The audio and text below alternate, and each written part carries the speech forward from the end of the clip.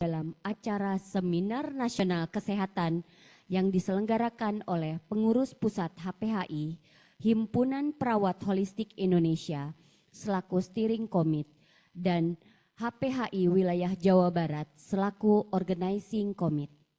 Bekerja sama dengan lembaga terakreditasi Kemenkes, Yayasan Ambulans dan Gawat Darurat 118 dengan tema Empowering Nurses as Entrepreneurs, Integrating Holistic Practice, Golden Business Strategies, and Competency Development. Supaya sedikit memecah keheningan, izinkan saya menyampaikan pantun. Kelapangan menggembala keledai, bawa unta ke tengah gurun. Sebelum acara kita mulai, izinkan saya membawakan pantun. Cakep. Cakep. Melihat karang di dalam lautan, ikan bergaya sesuai irama. Selamat datang peserta budiman, bersama saya MC ternama. Cakep. Asik. Baik, saya Catarina selaku pembawa acara, mohon izin untuk membuka acara serta memandu susunan acara yang akan berlangsung. Kami haturkan terima kasih kepada hadirin segenap undangan yang telah memberikan dukungan yang luar biasa sehingga Seminar Nasional Kesehatan ini dapat terselenggara dengan baik.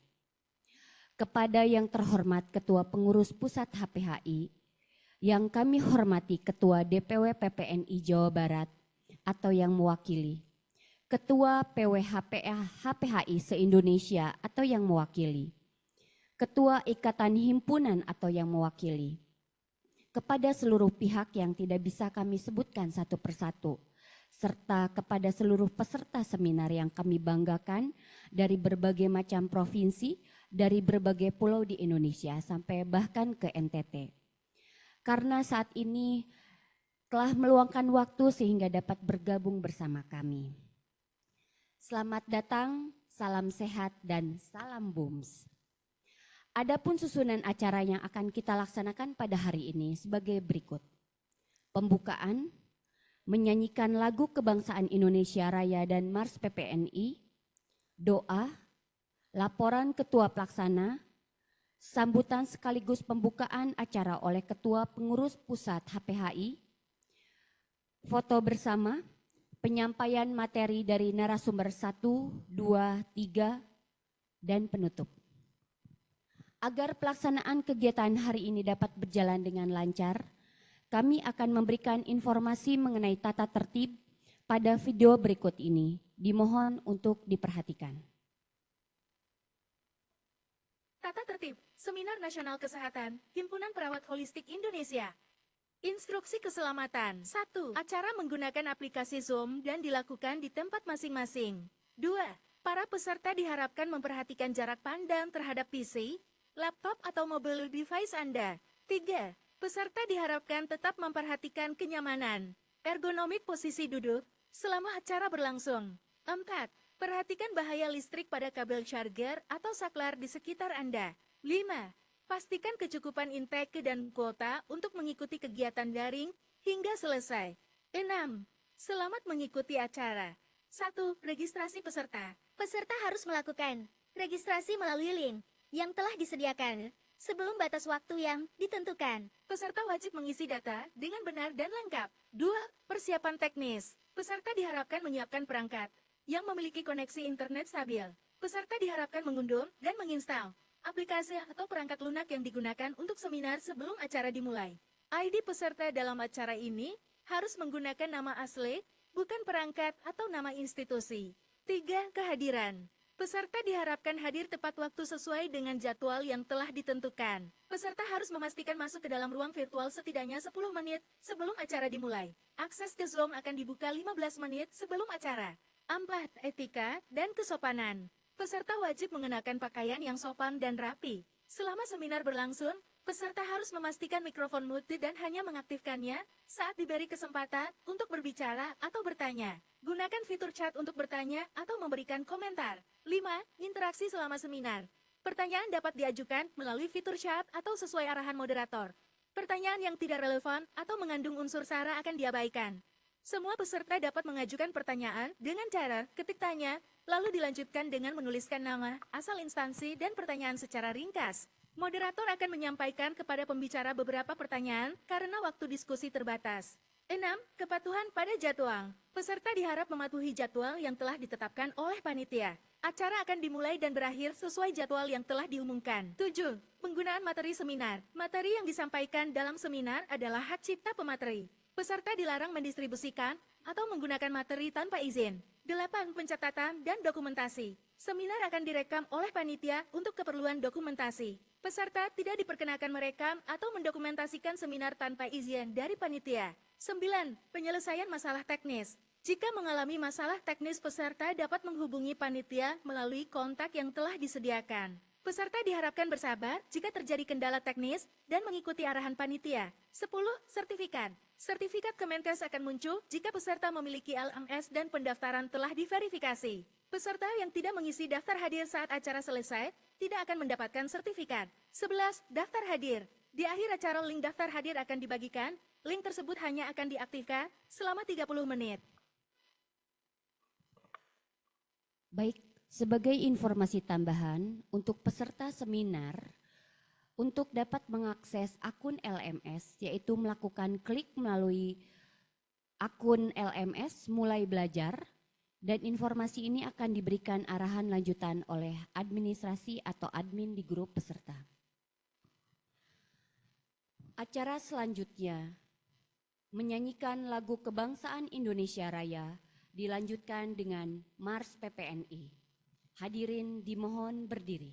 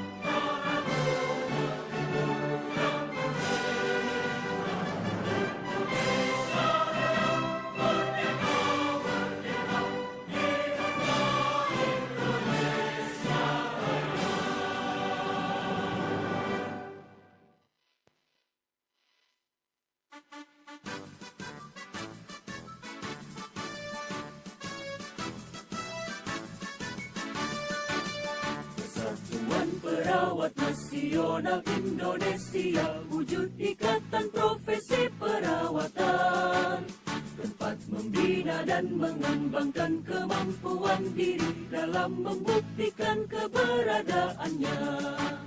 Menapaklah dengan keyakinan lebih pasti, sejajar dalam abdikan diri, bangkit berdiri dan langkahkan kakimu itu, menatap hari esok penuh asa.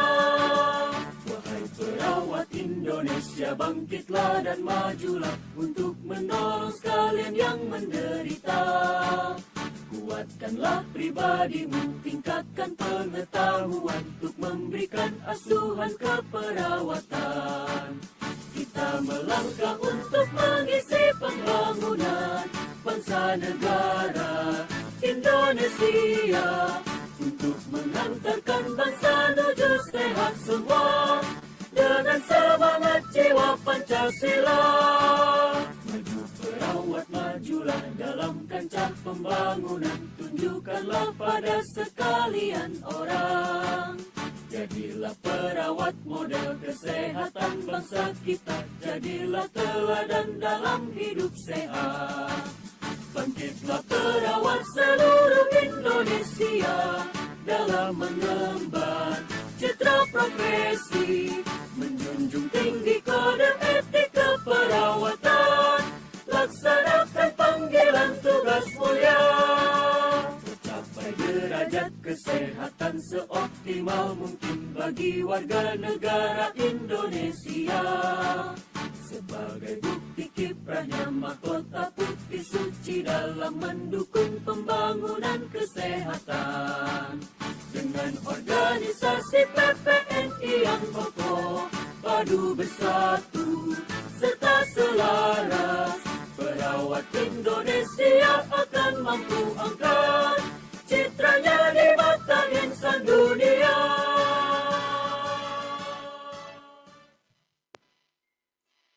Hadirin dipersilakan duduk kembali.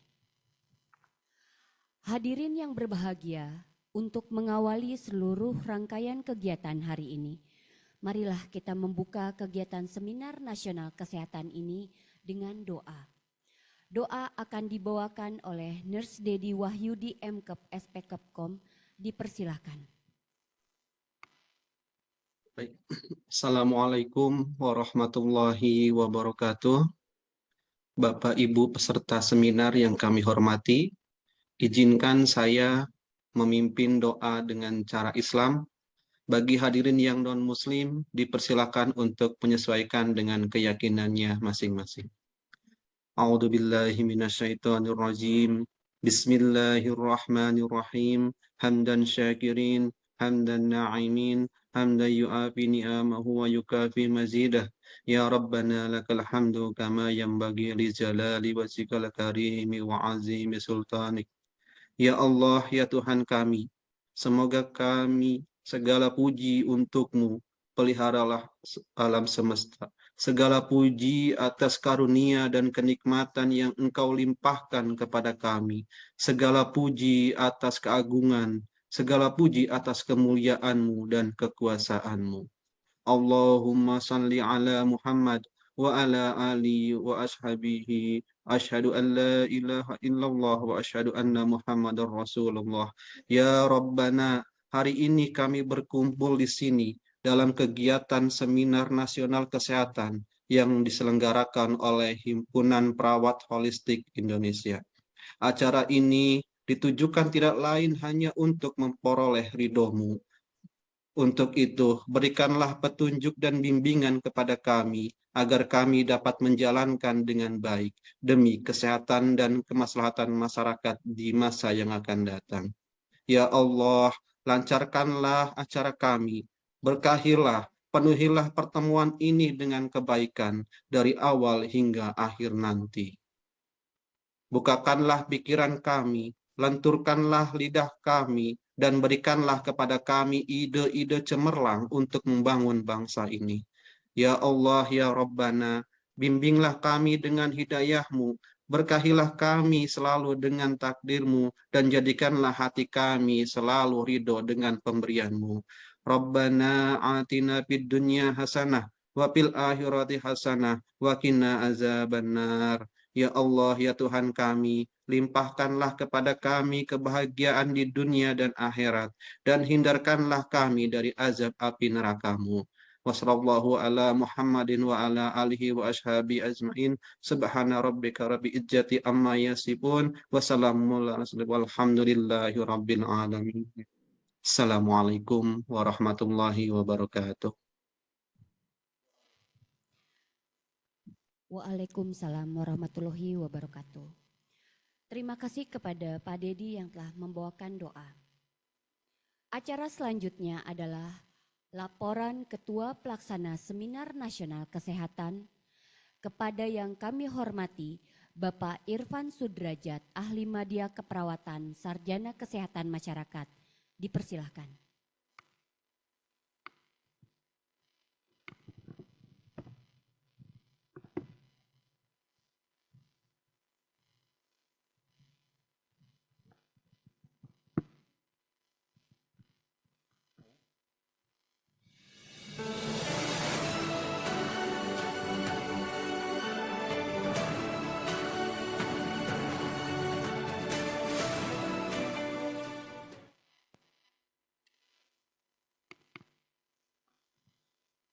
Bismillahirrahmanirrahim. Assalamualaikum warahmatullahi wabarakatuh.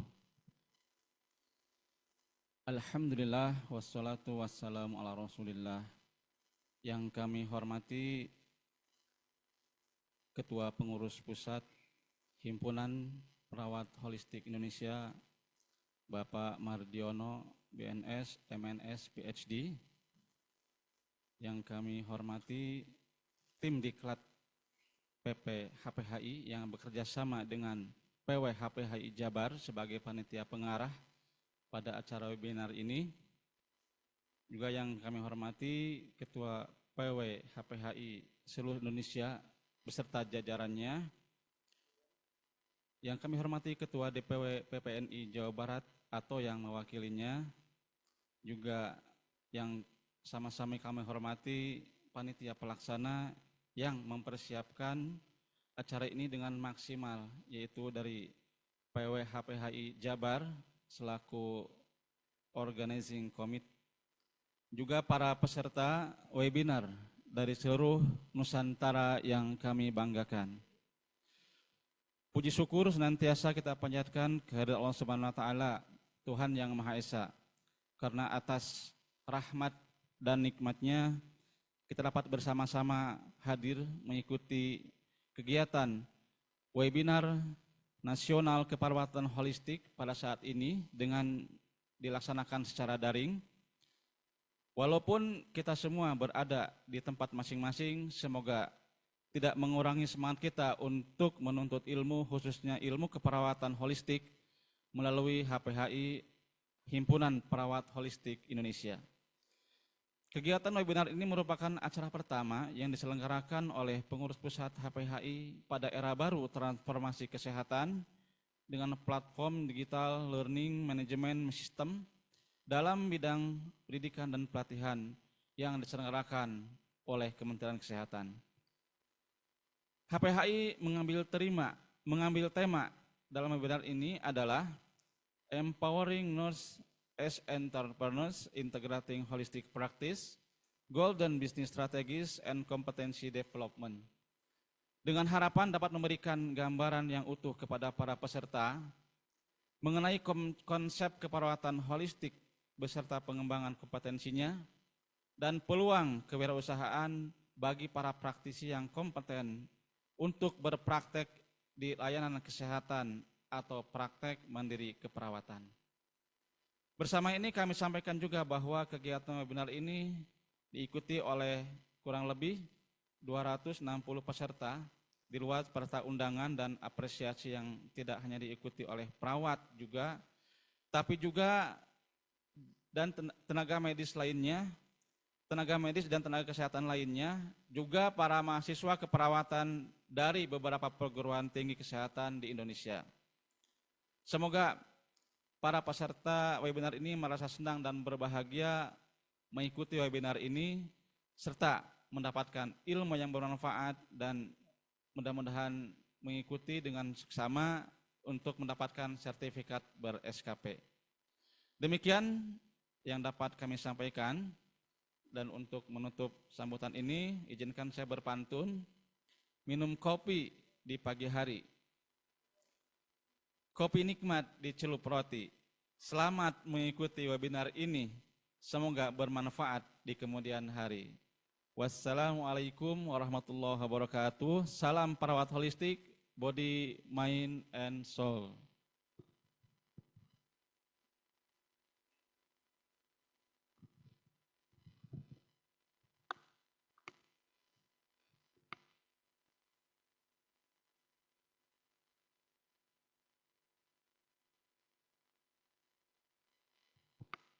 Terima kasih kepada Ketua Pelaksana yang telah memberikan laporan kegiatan. Acara selanjutnya adalah sambutan dan pembukaan kegiatan Seminar Nasional Kesehatan oleh Ketua Pengurus Pusat HPHI. Kepada yang terhormat Bapak Mardiono, BNS, MNS, PhD, dipersilahkan.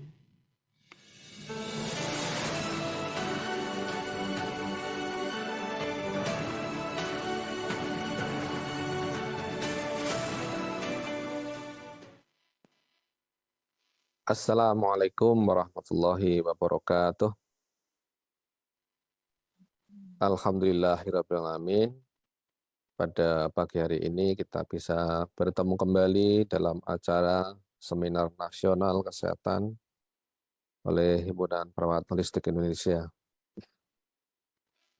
Pertama, terima kasih atas kehadiran teman-teman semua, pengurus pusat HPHI, dan wabil khusus kepada teman-teman narasumber, Dr. Nas Iwayan Swardana, Nas Dian Restika, Nas Mustafa, PhD. Terima kasih sekali atas kesediaan dan kebersamaan kita untuk sharing pengetahuan. Dan yang kami hormati teman-teman panitia dari PW HPHI Jawa Barat. Terima kasih kepada Yayasan Gawat Darurat 118 yang memberikan fasilitas kepada HPHI dalam penyelenggaraan seminar kali ini, dan juga kepada Universitas Ahmad Yani yang telah menyediakan tempat untuk kegiatan pada hari ini. Tentunya tidak lupa pada semua peserta yang telah bergabung pada kesempatan kali ini atau seminar nasional pagi ini. Tadi kita cek ada 270-an peserta, kemudian ini yang langsung bersama kita sudah mencapai 160 termasuk panitia. Alhamdulillah dengan adanya perkembangan sistem pendidikan keperawatan atau tenaga kesehatan secara umum yang melalui pelantaran sehat atau sarana LMS di Kemenkes, sekaligus juga acara seminar pada kali ini juga akan mendapatkan sertifikat dari Kemenkes yang bisa akan dipakai oleh kita semua sebagai tenaga keperawatan, atau tadi juga ada beberapa teman sejawat profesi lain bisa digunakan. Dan tentunya dari isi seminar pada pagi ini, hari ini, bisa bermanfaat untuk dalam pelayanan keperawatan sekaligus juga dalam entrepreneurship dalam usaha kita bersama. Oleh karena itu, dengan adanya seminar yang akan kita sampaikan, materi Empowering Nurses as Entrepreneur, memang ini bagian daripada keunggulan kita sebagai perawat holistik, mempunyai praktek mandiri, mempunyai bahkan mungkin ada yang punya klinik, ya, yang isinya layanannya adalah keperawatan holistik. Oleh karena itu tadi juga akan kita sampaikan tentang Golden Business Strategy and Competency Development yang barangkali ini juga akan menjadi journey kita atau karir kita di dalam mengaplikasikan keperawatan holistik baik di vaskes maupun di praktek mandiri. Oleh karena itu sekarang di dalam sistem pelayanan keperawatan dan kesehatan sudah memberikan kewenangannya untuk bisa dilakukan penata laksanaan keperawatan holistik atau komplementer dan alternatif, baik itu di klinik, vaskes maupun di layanan serta di praktek mandiri, yang semuanya nanti akan bisa menjadi keunggulan seiring dengan perjalanan waktu dan perjalanan tuntutan masyarakat dan kemudahan bagi kita sekalian untuk bisa menyediakan layanan, sehingga kita mempunyai potensi yang luar biasa. Bahkan teman-teman kita sudah bisa dikategorikan sebagai legend, seperti halnya Nas Dr. Iwan Swardana sebagai pelopor pertama di Indonesia. Sebelumnya belum ada yang mencoba memulai menggunakan keperawatan holistik di praktek mandiri, bahkan sampai sekarang sangat dihormati, menjadi rujukan kita bersama. Demikian juga teman-teman yang senior-senior, ada Nas Mustafa juga sudah mengembangkan sebagai model layanan, baik itu gabungan dari klinik, kemudian apotek, kemudian home care, sewa alat dan sebagainya. Juga ada Nas Mustafa yang barangkali juga sekaligus menjadi narasumber kali ini. Baru saja mendapatkan apresiasi dari Kemenkes dari kinerjanya dalam praktek di klinik Pratama. Tentunya di dalamnya sudah barang tentu dan pasti menggunakan penata laksanaan komplementer dan alternatif. Oleh karena itu berbahagia dan sangat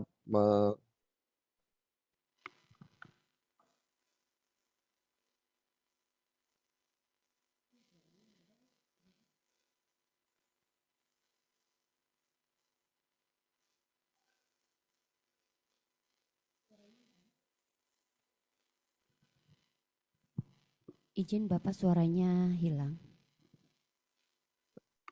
mohon maaf. Oleh karena itu dengan adanya kompetensi penata laksanaan komplementer yang kita berikan di dalam klinik Pratama atau klinik praktek mandiri menjadi unggulan kita, sehingga dari masyarakat pun semakin mengapresiasi, semakin mempunyai pandangan positif kepada tindakan keperawatan holistik. Bahkan dengan keterbukaan informasi sekarang ini, bahkan juga bisa memberikan kemudahan bagi masyarakat secara umum bisa mengikuti yang telah diajarkan oleh perawat-perawat kita tadi yang kita sebutkan sudah masuk kategori legend, sehingga peserta pada pagi hari sangat beruntung. Kita bisa berguru langsung, bisa mendapatkan sharing baik pengetahuan, keterampilan serta pengalaman klinis yang bisa kita pakai di dalam praktek kita di Vaskes maupun di praktek mandiri. Oleh karena itu, pada kesempatan ini juga dengan adanya LMS Pelantaran Sehat, kita bisa menggunakan belajar keperawatan atau pendidikan keperawatan berkelanjutan secara asinkronus. Meskipun tidak bisa live pada pagi hari ini, kita masih bisa mengakses materinya, sekaligus juga bisa mendapatkan sama-sama mendapatkan sertifikat dari Kemenkes. Dan selamat belajar, mudah-mudahan kita dimudahkan untuk mendapatkan kefahaman sehingga menjadi juga motivasi serta mengamalkan, mengaplikasikan dalam layanan kita. Sekali lagi pada teman-teman narasumber, ini pada waktu kesempatan yang baik sekali untuk kita bisa saling sharing agar barangkali ada yang junior-junior kita, tadi disebutkan ada beberapa mahasiswa yang sudah lulus atau alumni, saatnya menjalani, menapak dalam dunia kerja baik yang di masyarakat maupun di Vaskes, sekaligus mendapatkan tambahan kompetensi keperawatan holistik dan komplementer dan alternatif. Mudah-mudahan bermanfaat. Semoga kegiatan ini bisa lancar sampai akhir. Oleh karena itu, marilah kita buka acara ini agar mendapatkan ridho dari Allah SWT dengan bacaan Bismillah bersama-sama. Bismillahirrahmanirrahim. Demikian sebagai sambutan sekaligus pembukaan Seminar Nasional Keperawatan oleh Himpunan Perawat Holistik Indonesia. Mudah-mudahan bisa bermanfaat bagi kita semua. Dari kami cukup. Assalamualaikum warahmatullahi wabarakatuh. Waalaikumsalam warahmatullahi wabarakatuh. Terima kasih kepada Ketua Pengurus Pusat HPHI yang telah memberikan sambutan sekaligus membuka kegiatan Seminar Nasional Kesehatan ini. Acara selanjutnya adalah foto bersama. Untuk kegiatan foto bersama akan dipandu oleh saya selaku pembawa acara. Dimohonkan kepada IT untuk mempersiapkan diri dan dimohonkan kepada seluruh audiens yang berada di dalam Zoom untuk membuka kamera Zoom. Foto akan kami mulai dari slide 1 sampai dengan slide 4. Slide pertama. Slide kedua.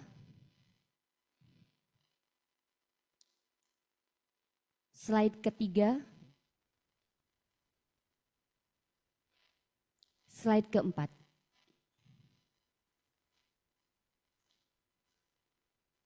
Slide kelima. Ternyata ada sampai slide kelima.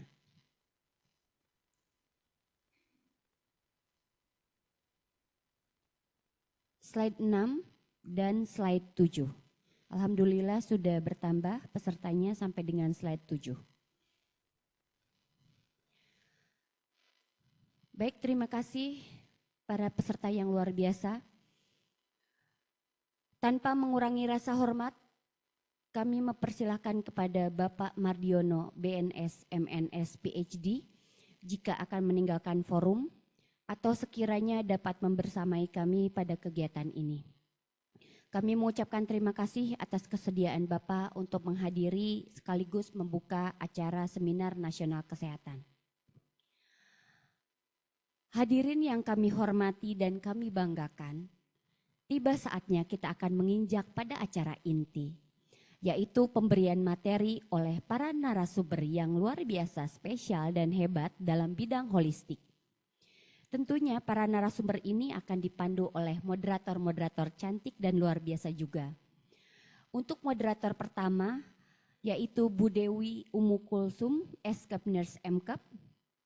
Moderator kedua adalah Ibu Rini Mulyati, SPD SKM SKAP Nurse MKAP.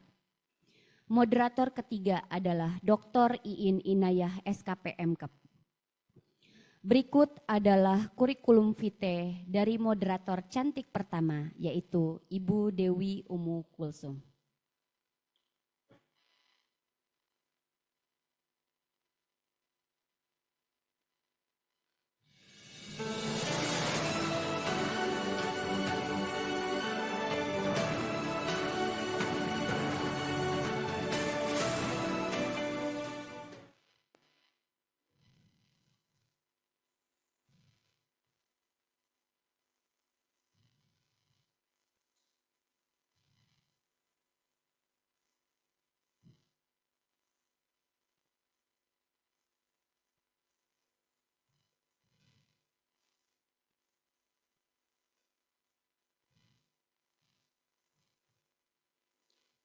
Izin membacakan kurikulum vitae.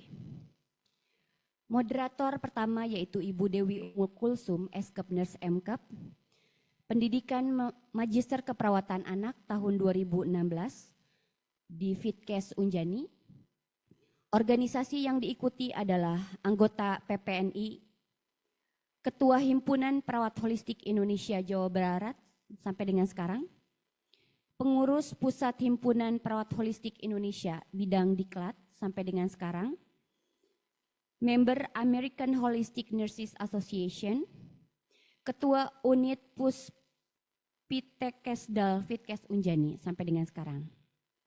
Beliau mendapatkan lisensi NIRA dan SIPP dengan keahlian yaitu sebagai trainer kesehatan, trainer keperawatan holistik, akademisi yaitu seorang dosen, pembicara webinar, seminar, training, dan owners bisnis dari Nursepreneur.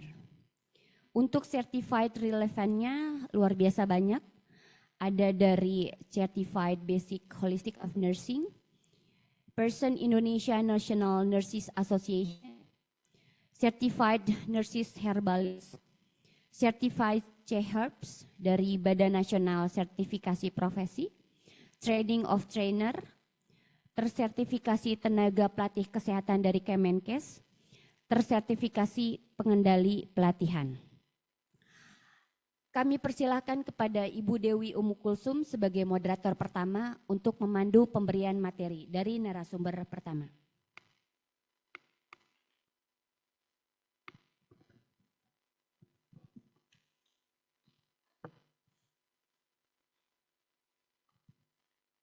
Tes. Baik.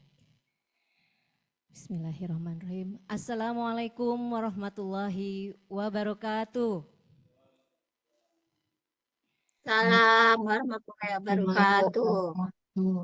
Agak mulai nggak terlalu tegang ya. Tadi pembukaan formal, kita mungkin beralih kepada sesi pemateri.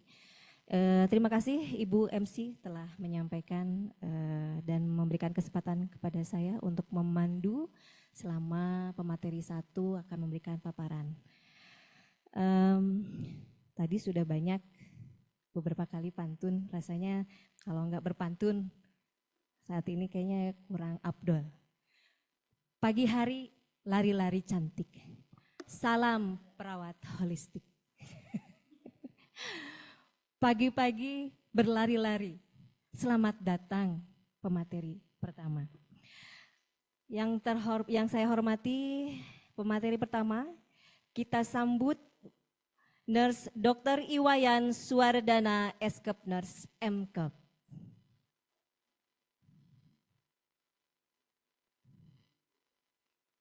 Berikut kita bacakan nanti kurikulum vitae beliau. Beliau merupakan lulusan dari Public Health di S3, S2-nya Community Nursing 2011 dan S1 Nurse di 2001. Pelatihan beliau juga merupakan training of trainer di 2021 sebagai keperawatan komplementer. Pelatihan bagi pelatih keterampilan dasar kadar posyandu di 2024, Circulation of Chi for Health 2024. Kemudian beliau juga banyak penelitian dan publikasi. Nanti barangkali bagi seluruh nurse ataupun peserta yang membutuhkan link publikasi beliau bisa menghubungi kami di admin. Baik, saya sapa dulu beliau, Nurse Dr. Iwayan Suwardana. Selamat pagi Bapak. Selamat pagi Mbak. Ya, gimana kabarnya Pak? Alhamdulillah sehat. Alhamdulillah sehat. Saya rasa tadi sepertinya sudah membersamai kita sejak pagi ya Pak ya. Semangatnya, energinya kita jadi tambah positif karena narasumber sudah hadir membersamai kami. Izin Bapak, saya akan memandu dan membersamai juga bersama Bapak untuk memberikan materi di pemateri pertama dengan judul Perawatan Holistik sebagai Fondasi Kewirausahaan dalam Layanan Kesehatan. Untuk materi apakah akan kami share atau dari Bapak secara langsung? Mohon izin Mbak, boleh saya share ya? Minta tolong untuk jadi co-host. Jadikan co-host Bapak Suwardana. Ya.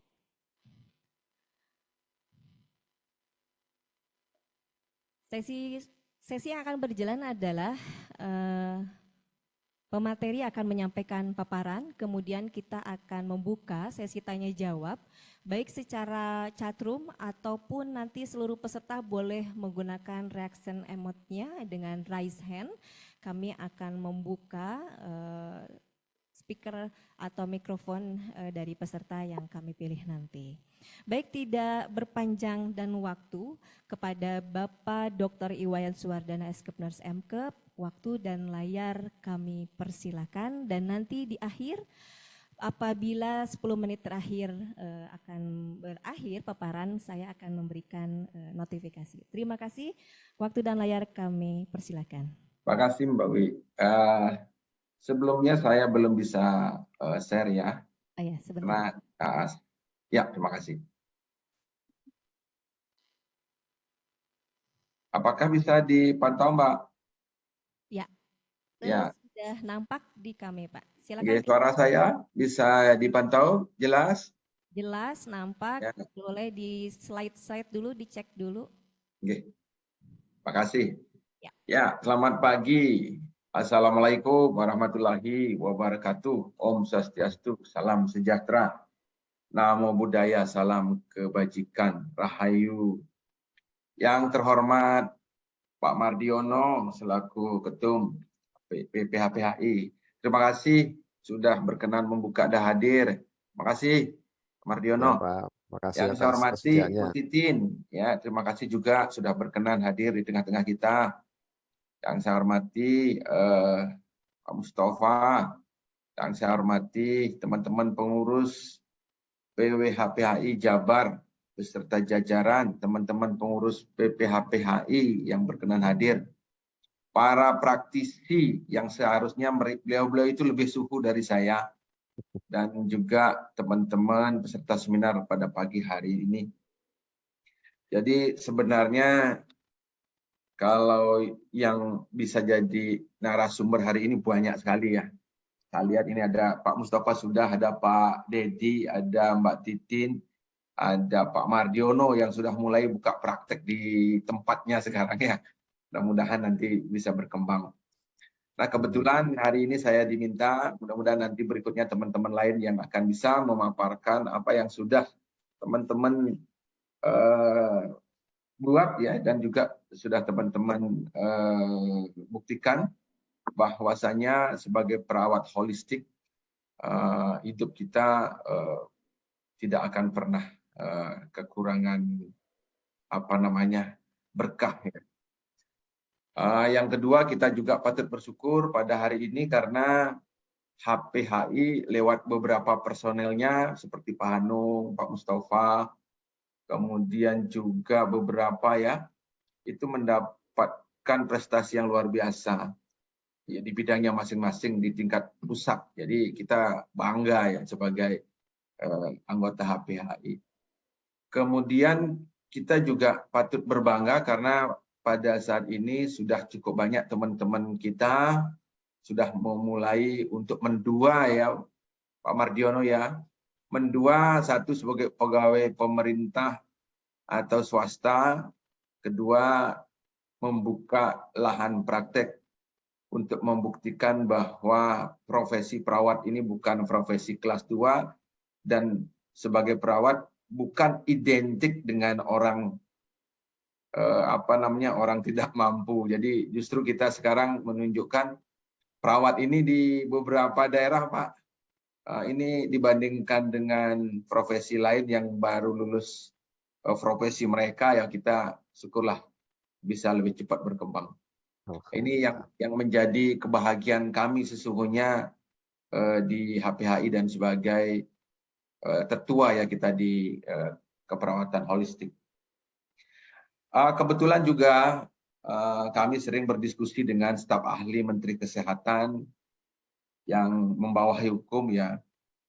Jadi pada saat ini memang dengan adanya 2 regulasi baru yang sudah turun, Undang-Undang 17 2023 tentang kesehatan, lalu turunannya PP 28 tahun 2024 tentang aturan pelaksanaan Undang-Undang 17 2023. Sementara untuk Permenkes 26 2019 kami kira karena belum ada aturan pelaksanaan daripada PP sampai saat ini masih tetap berlaku. Tapi satu hal yang cukup mengembirakan adalah justru pada saat ini pemerintah sangat welcome, sangat mendukung pengembangan kompetensi setiap profesi yang mana yang membawahi nanti untuk pengembangan setiap profesi terkait dengan kompetensi ini bukan lagi di bawah Kementerian Kesehatan secara langsung, tetapi di bawah kolegium profesi. Termasuk di dalamnya area abu-abu yang sering kita takutkan selama ini dan membuat kita susah berkembang, yakni keperawatan komplementer dan alternatif. Kita menyadari bahwa komplementer alternatif sekarang ini sangat seksi sekali dan diperebutkan oleh banyak profesi. Kedokteran sudah mulai masuk, pidana sudah masuk. Ya, minta suaranya biar enggak mantul ya. Kemudian juga kita melihat fisioterapi juga sudah mulai mengembangkan, belum lagi pengobatan tradisional.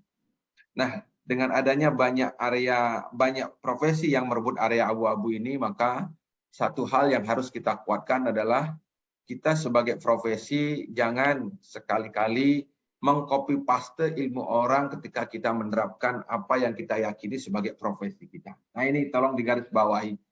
Kita harus meyakini dan juga mengimplementasikan apapun terkait dengan keilmuan kita berbasis pada analisis dasar dari keilmuan kita. Meskipun secara teori mengatakan komplementer alternatif ini bukan ilmu murni dari perawat, tetapi ketika kita melakukan intervensi, kita tidak boleh menggunakan ilmunya orang. Ini yang kemarin kita sudah diskusikan terakhir sekitar 3 minggu yang lalu dengan staf ahli bidang hukum, agar ketika nanti masuk ranah hukum, area abu-abu ini bisa dipertahankan sesuai dengan argumentasi keilmuan masing-masing. Ini yang harus kita catat, karena kami kira bisnis bidang kesehatan ini sangat menjanjikan, tetapi sangat rigid ya, karena harus betul-betul mengikuti regulasi yang ada, karena faktor safety dan quality ini menjadi sesuatu yang harus dipertahankan. Dan ini dikembalikan kepada organisasi profesi masing-masing. Ini yang membuat kita gembira. Kemudian kalau dilihat bahwasanya hari ini kami diminta untuk memberikan berdiskusi sesungguhnya dan berbagi, karena saya yakin nih teman-teman yang hadir hari ini banyak praktisi yang jauh lebih sukses dari saya, karena memang teman-teman sangat kenceng ya dalam pengembangan bisnisnya. Tetapi bagi teman-teman yang saat ini belum memulai atau akan memulai, ataupun saat ini masih jadi mahasiswa, maka yakinlah bahwa ke depan dengan melakukan penguatan terhadap kompetensi holistik, saudara-saudara tidak akan kehilangan kesempatan untuk bisa berkembang secara mandiri. Saya kira semua sahabat kita ini memiliki mimpi yang sama. Ya, banyak dari kita sudah belajar tentang ilmu holistik, tapi mungkin baru sedikit yang mengaplikasikan. Karena banyak dari kita selalu berpikir sempurna dulu ya sebelum kita memulai. Maka hari ini kita sampaikan, jangan pernah berpikir tentang kesempurnaan itu. Mulailah dengan apa yang kita miliki saat ini untuk bisa membangun mimpi itu. Ya. Kalau dulu teman-teman kita berpikir setelah tamat mencari pekerjaan. Tapi dengan komplementer alternatif yang kita miliki, maka kita tidak perlu mengejar pekerjaan, tetapi kita bisa membangun bisnis itu dari sekarang tanpa harus bekerja bersama orang lain. Ya. Namun ada beberapa hal yang memang selama ini menjadi hal yang harus kita perhatikan.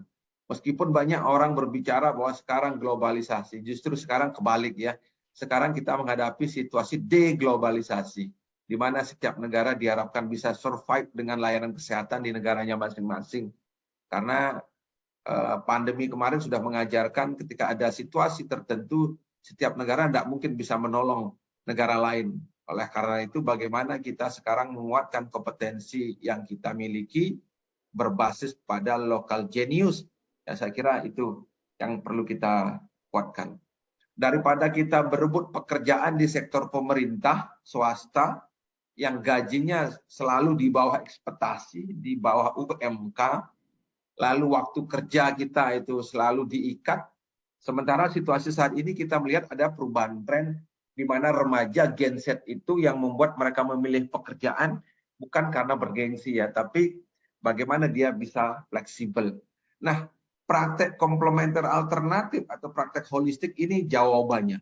Karena dengan membuka ini saya kira mereka bisa ngatur dirinya, bisa mengatur waktunya, dan saya kira ini bisa menjadi jawaban ya terkait perubahan paradigma daripada Gen Z untuk memilih sebuah pekerjaan. Tetapi yang menjadi permasalahan adalah banyak dari kita belum menyiapkan mental dan fisik yang baik untuk bisa menjadi pelayan bagi klien-klien kita. Banyak yang berpikir bahwa begitu kita membuka bisnis hari ini, besok menjadi kaya. Karena kita dicuci otak kita oleh orang-orang yang saat ini sering flexing di media sosial. Saya kira ini harus kita cermati. Tidak ada satupun bisnis yang bisa memberikan kekayaan dengan instan ya. Kita harus memulai sesuai dengan kompetensi yang kita miliki. Kemudian banyak yang nggak fokus karena nggak yakin bahwa jadi perawat membuat mereka sukses. Dan maka hari ini saya yakinkan kalau kita fokus pada ladang yang kita sudah yakini, saya yakin kita bisa berkembang. Termasuk di dalamnya bagaimana kita harus berani menanggung risiko. Saat ini kami mengajak beberapa teman untuk memulai usaha. 1 tahun pertama nggak ada apa-apa, minus kita. Tapi nggak apa-apa, kita yakinkan bahwa market kita bagus. Tinggal edukasi kepada masyarakat agar mereka bisa memilih tempat kita. Ya mungkin sekitar setahun kita pasti dalam kondisi down, dan biasanya setelah setahun kita akan punya market yang jelas, dan market tersebut adalah mereka-mereka yang betul-betul merasakan bagaimana layanan kita dan mereka nanti akan menjual kepada orang lain. Namun yang selama ini kita mungkin jarang lakukan ya terkait dengan kemampuan kita adalah kita sibuk mencari sesuatu di luar diri kita, tapi kita lupa mengenal kekuatan dalam diri kita. Kekuatan kita apa? Ya, kita memiliki budaya, kita memiliki kompetensi komplementer dan alternatif, tetapi kita kadang-kadang lupa bahwa kita punya kelemahan. Apa kelemahan kita? Mungkin kita takut bersaing, takut memulai, ingin sempurna. Nah, ini saya kira menjadi kelemahan kita karena kita selalu diajarkan sebuah situasi theoretical bahwa apapun yang kita lakukan, bagaimana kekuatan referensinya, evidence base-nya. Padahal market mungkin ke depan berubah. Ya, banyak yang belum ada empiris, evidence base-nya, tapi pengalamannya atau empirisnya sudah banyak. Dan ini saya kira bisa kita jadikan sebagai kekuatan untuk kita berkembang ya. Karena apa? Karena saya lihat saat ini kita memiliki 4 tempat ya untuk praktek. Peluangnya masih sangat bagus. Malah kita banyak ditertawakan oleh para marketer karena kita masih nariknya itu murah-murah untuk pasien asing. Ya. Dan kalau kami di Bali, market lokalnya sangat bagus, market internasionalnya kita malah belum garap optimal. Saya kira ini menjadi sesuatu yang menarik saya kira. Berikutnya jangan lupa, profesi lain sudah mulai datang untuk merebut kue ini. Ya, dengan beberapa argumentasi dan landasan hukum yang mereka miliki. Kalau kami di Bali mungkin sudah terlalu sering mendapatkan masalah dan sampai KTKI pun datang ke Bali untuk melihat apa yang kami lakukan dan apa referensi kita. Jadi syukur teman-teman banyak membuat buku terkait dengan komplementer dan ke depan kami harapkan tetap harus menunjukkan kekuatan kita melalui referensi-referensi yang kita susun bersama-sama nanti. Dan tolong sekali lagi kita harapkan referensi yang kita susun pendekatannya nursing.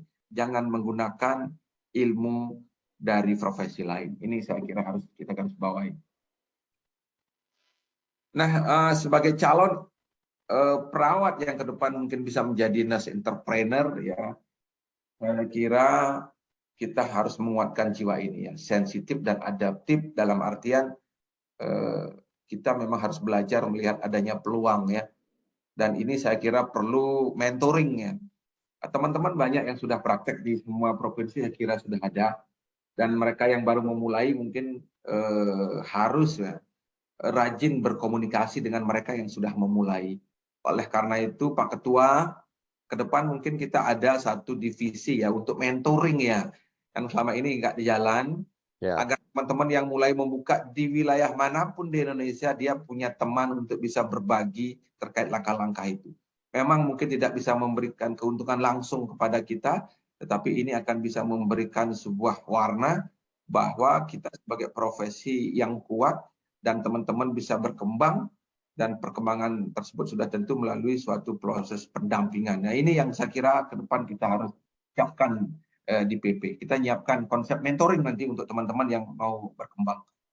Nah, kemudian yang sering hilang itu jiwa membantu ya. Ini yang kayaknya banyak yang kurang. Ya, jiwa kita ini mungkin perlu kita asah agar jiwa perawat yang mendasar siap untuk melayani ini bisa dikuatkan.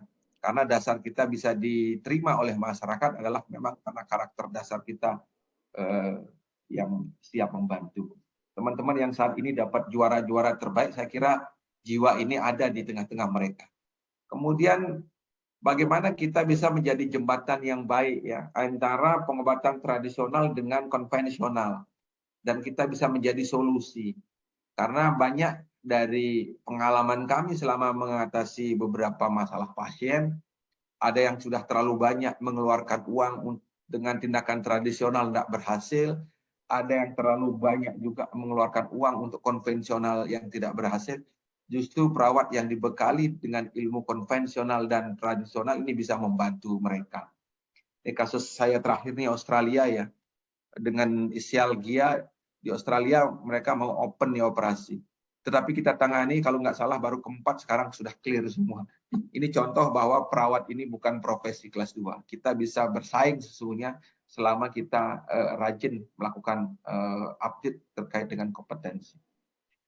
Kemudian dengan komplementer alternatif yang kita miliki sudah tentu kita akan memiliki nilai tambah dalam memberikan layanan.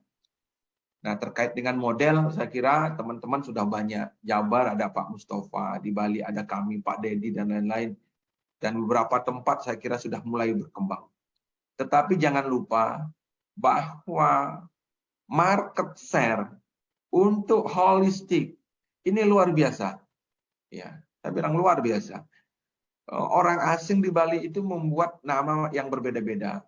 Apakah dia namanya wellness center, apakah namanya holistic center, itu sesungguhnya keilmuannya ada di kita yang komplit.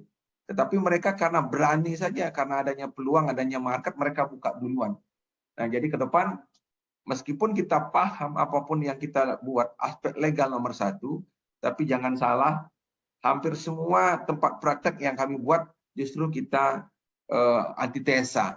Kita buat dulu, berikutnya aspek legal mengikuti ketika kita lihat tren pasarnya bagus.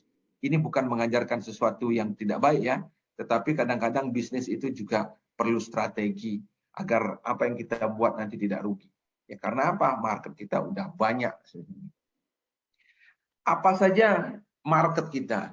Yang pertama saya kira kasus-kasus paliatif ini banyak sekali ya, yang memerlukan layanan tambahan di samping layanan konvensional.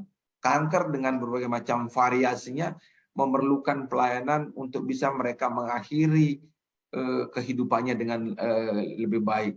Ataupun bisa mempertahankan quality of life daripada mereka. Dengan obat, dengan tindakan konvensional selama ini pengalaman kami nggak bisa. Ya, mereka butuh kedua-duanya. Salah satunya yang bisa membantu mereka ini adalah kita yang memiliki keterampilan holistik, baik yang dasar sampai yang mungkin advance terkait dengan spiritual. Kemudian juga kita melihat prevalensi penyakit tidak menular yang semakin banyak. Yang selama ini banyak dari mereka tergantung dengan obat. Ya, ada satu pasien obatnya 12, 10, 8 dan lain. Tetapi setelah berinteraksi dengan kita layani, pelan-pelan terjadi perubahan kondisi kesehatan, perbaikan yang signifikan, dan dampaknya mereka mengkonsumsi jumlah obat yang semakin lama semakin menurun. Nah ini saya kira juga market dari kita. Rata-rata mungkin satu pasien datang setiap minggu sekali, dia datang mungkin 3 bulan, saudara tinggal hitung sendiri. Berapa market yang kita dapatkan dari mereka. Kemudian kita melihat ini populasi lansia. Ya, lanjut usia kalau ke rumah sakit dicek sehat karena memang secara fisiologis bagus. Mereka pulang tapi merasakan sesuatu yang tidak nyaman. Maka saya kira holistik ini yang bisa menjadi jawaban untuk setiap kekurangan layanan yang dia dapat di layanan konvensional. Kita coba bayangkan umur harapan hidup orang Indonesia sekarang sudah 72 tahun rata-rata. Dari umur 60 sampai 72 tahun ada 12 tahun waktu mereka untuk kita rawat. Secara statistik mereka datang setiap bulan sekali. Saudara hitung. Jadi satu pasien setahun 12 kali. Dikali umur harapan hidup mereka. Coba bandingkan dengan profesi lain yang mungkin hanya 9 bulan plus 30 hari. Nah, jadi saya kira kenapa orang banyak ke komplementari sekarang? Karena lihat marketnya yang semakin banyak, lalu semakin panjang. Biar lupa kalau kita tidak memperkuat kompetensi kita, ini akan diambil oleh profesi lain. Selanjutnya kita lihat teman-teman ini. Daya beli, meskipun saat ini ya Pak Ketum dan teman-teman kita lihat ekonomi kita memang stuck ya di angka 5%. Lewat sedikit. Tetapi kalau kami lihat memang berpengaruh ya terhadap pencarian layanan komplementer alternatif ini. Tetapi tidak terlalu signifikan. Ya, meskipun ada penurunan sekitar 5-10% ya dari mereka yang datang karena daya kemampuan mereka membeli mungkin menurun. Tetapi kalau kita membuat perubahan terkait dengan pola tarif, saya kira mereka tetap akan datang ke kita. Ya, oleh karena itu ke depan saya kira pertumbuhan ekonomi kita akan membaik karena tahun ini saya kira tahunnya lagi sedang tidak baik-baiknya, mungkin sampai 2025 dan berikutnya saya yakin ekonomi akan membaik, pertumbuhan ekonomi akan membaik. Dan saya kira setelah 2025, ya kita akan bisa mendapatkan market yang lebih luas. Di sisi lain kita juga melihat kondisi bahwa tempat tidur di rumah sakit itu sudah mulai overload ya, apalagi dengan adanya kebijakan baru terkait dengan BPJS, ya, dengan adanya kris ya. Di situ kita lihat bahwa jumlah tempat tidur yang ada di tiap rumah sakit sekarang sudah mulai berkurang. Lalu bagaimana strateginya? Sudah tentu dirawat di rumah. Nah, siapa yang bisa memberikan pelayanan perawatan di rumah? Perawat bisa. Tetapi kalau perawat dengan holistik, itu nilai tambahnya. Maka saya kira yang akan dicari bukan mereka, tetapi kita. Ya, ini saya kira menjadi sesuatu yang ke depan perlu kita cermati. Dan dengan kompetensi yang kita miliki, seorang perawat holistik bisa melakukan banyak jenis entrepreneur. Ya, pertama spiritual entrepreneur bisa dengan kemampuan yang dimiliki. Social entrepreneur apalagi?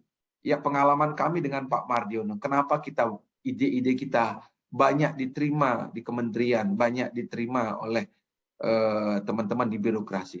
Itu bukan karena kita kaya, bukan karena pintar argumentasi, tapi karena kita memberikan layanan kepada mereka. Dan ini saya kira menjadi social entrepreneur yang bagus. Karena apa? Karena kita memiliki kelebihan untuk bisa digunakan untuk melayani para stakeholder, para birokrat, dan juga masyarakat yang membuat mereka mempercayai perawat ini bukan profesi kelas 2, tapi juga mereka bisa memberikan yang terbaik dan lebih baik dari profesi yang lain yang mengedepankan konvensional. Kemudian secara entrepreneur bisnis, saya kira ini juga peluang yang sangat bagus. Ya, karena apa? Kalau kita bicara bisnis ini memang dimensinya luas ya. Tapi intinya adalah bagaimana kita bisa memberikan nilai tambah dari sebuah aktivitas untuk bisa memberikan keuntungan. Bukan hanya finansial, banyak hal keuntungan kita dapat. Ya, ada posisi sosial kah, keuntungan dalam posisi birokrasi kah, keuntungan dalam keuangan saya kira. Dan terakhir sudah tentu kombinasi semua itu membuat kita akan menjadi lebih sejahtera dengan bisnis yang kita geluti dengan pendekatan komplementer ini. Lalu ke depan seperti apa ya? Saya kira teman-teman semua sudah melihat bahwa kebetulan hari ini dan mungkin beberapa bulan ke depan saya sudah ikut terlibat di dalam penyusunan 3 peraturan menteri. Yang pertama terkait dengan home care, yang kedua terkait dengan keperawatan kesehatan tradisional, yang ketiga terkait dengan praktek mandiri. Nah, kami melihat bahwa Kementerian Kesehatan itu memberikan ruang yang sangat besar untuk perawat-perawat ke depan. Ya, untuk apa? Untuk home care. Ya, jadi kalau home care konvensional saya kira biasa, tapi kalau dengan tambahan komplementer ini yang akan bisa memberikan nilai tambah. Kemudian praktek mandiri saya kira itu peluangnya semakin besar karena nanti praktek mandiri kan termasuk di dalam pasienkes nanti. Ya, kalau terkait pengobatan tradisional, di situ sudah jelas bahwasanya pengobatan tradisional bisa diberikan oleh banyak profesi. Mereka yang memiliki pendidikan kesehatan tradisional boleh sesuai dengan keilmuannya, profesi lain pun termasuk perawat diperbolehkan. Yang penting intervensi tradisional yang dimasukkan menjadi komplementer alternatif itu diakui oleh kolegium. Kolegium itu siapa? Profesinya. Nah, ini yang saya kira ke depan akan memberikan penguatan untuk himpunan seminat kita dan juga memberikan penguatan bagi praktisi-praktisi komplementer alternatif ketika mereka mengembangkan holistik ini di tempat praktek mereka masing-masing. Terkait nursing home, saya kira ini akan menjadi satu ya dengan Permenkes terkait dengan home care ya. Jadi home care dan nursing home. Lalu klinik saya kira ini belum banyak berkembang. Tetapi ketika kami mencoba membawa ide ini pada beberapa klinik baik tradisional maupun modern ya, mereka welcome betul ya. Jadi mereka minta kita untuk bisa menjadi konsultan, bisa minta menjadi tim yang bersama-sama. Sementara modal yang kita miliki cuma mulut doang sama skema pengembangan. Ya, jadi saya kira bagi teman-teman nanti yang menggeluti ini silakan kembangkan praktek kita, bukan saja dengan praktek mandiri, tapi bisa bekerja sama dengan klinik-klinik yang saat ini sudah sustain, baik yang tradisional maupun klinik yang konvensional. Nah, terkait rumah sakit, kami sudah memulainya. Meskipun mungkin di Jawa Tengah sudah ada rumah sakit khusus tradisional, justru kami di perawat konsepnya berbeda. Sekarang di Bali hampir semua rumah sakit memiliki klinik komplementer alternatif. Yang menggawangi itu adalah perawat. Ya, ini yang berbeda saya kira. Dan peluang seperti itu menjadi sesuatu yang menarik karena kalau teman-teman yang tidak kuat untuk membuat bisnis, saudara-saudara bisa masuk ke rumah sakit dan bisa melamar untuk bisa mengisi ya peluang di klinik komplementer alternatif yang berkembang di setiap rumah sakit. Lalu ada wellness houses, yang ini saya kira juga sudah semakin berkembang. Diisi oleh orang-orang yang tidak memiliki skill dasar kesehatan. Mereka banyak memiliki skill dasar tradisional saja, yang sudah tentu mereka banyak yang tidak tahu tentang anatomi, fisiologi, patologi maupun komplikasi. Ini contoh kasus. Sekarang di Bali itu banyak orang Ukraina dan orang Rusia yang depresi tinggal di Bali. Lalu diterapi oleh orang Ukraina, orang Rusia. Mereka depresi diberikan terapi yang tidak cocok. Ya, yang menyebabkan justru mereka tambah depresi. Terakhir ya endingnya ke kita. Ya, ini saya kira perlu kita kuatkan kompetensi kita karena banyak peluang itu diambil oleh profesi lain. Oke. Dan ini saya kira menjadi pemikiran kita bersama. Sebuah kompetensi itu tidak serta-merta lahir dan diberikan oleh pemerintah. Kompetensi ini harus dikembangkan dan harus diperjuangkan. Inilah yang sudah kita lakukan di HPHI. Sampai saat ini kita sudah diakui oleh pemerintah. Dan ke depan saya kira mari kita menjadikan keilmuan kita sebagai dasar untuk mengembangkan kompetensi kita dan praktek kita. Jangan sekali-kali kita membanggakan ilmu dari profesi lain, keilmuan lain, karena ketika kita bertemu dengan aspek legal, kita ketemu dengan masalah hukum, maka sangat susah saya kira bagi saksi ahli sekalipun untuk bisa mempertahankan kebenaran dari tindakan kita. Ya, ini saya kira menjadi tantangan kita bersama. Nah, bagaimana agar kita bisa berkembang? Saya kira teman-teman memiliki konsep yang sama ya. Sudah tentu skill dan passion ini menjadi inti ya. Kalau kita tidak memiliki passion yang bagus, udahlah, tidak usah kita muluk-muluk. Passion harus dikuatkan dengan skill. Skill harus kita kuatkan dengan continuing education saya kira. Oke. Baik workshop maupun pelatihan. Nanti kita ya di HPHI yang nanti bisa menjembatani upaya pengembangan dari skill teman-teman semua. Oke. Berikutnya jangan lupa, kalau saya sendiri background-nya kan memang nggak mampu ya. Untuk kita bisa berkembang ke depan, kita tidak bisa berjalan sendiri. Ya, banyak pepatah mengatakan kalau kita ingin cepat berlalirah sendiri. Tetapi kalau kita ingin kuat dan tahan lama, berjalanlah bersama-sama. Nah, saya kira ini menjadi sesuatu yang menarik untuk kita semua, bahwasanya agar kita bisa kuat, agar kita bisa berkembang lebih cepat, kita memerlukan partner atau networking ya. Dan saya kira teman-teman yang hadir saat ini yang sudah memiliki cukup anggaran, sudah memiliki cukup wealth, ya, bagaimana ke depan kita mungkin bisa membuat sebuah ventura. Ya, ini ke depan ini membuat ventura. Siapa mau naruh sahamnya untuk membangun klinik holistik di Kalimantan, di mana. Dan saya kira ini yang akan memperkuat positioning kita sebagai organisasi profesi, terutama seminatan HPHI ya, untuk bisa berkembang bersama-sama. Kalau tidak seperti itu, saya kira Kasihan teman-teman. Indonesia 270 juta lebih penduduknya. Sudah tentu ini membutuhkan effort ya untuk bisa mendukung mereka melalui pendekatan komplementer alternatif.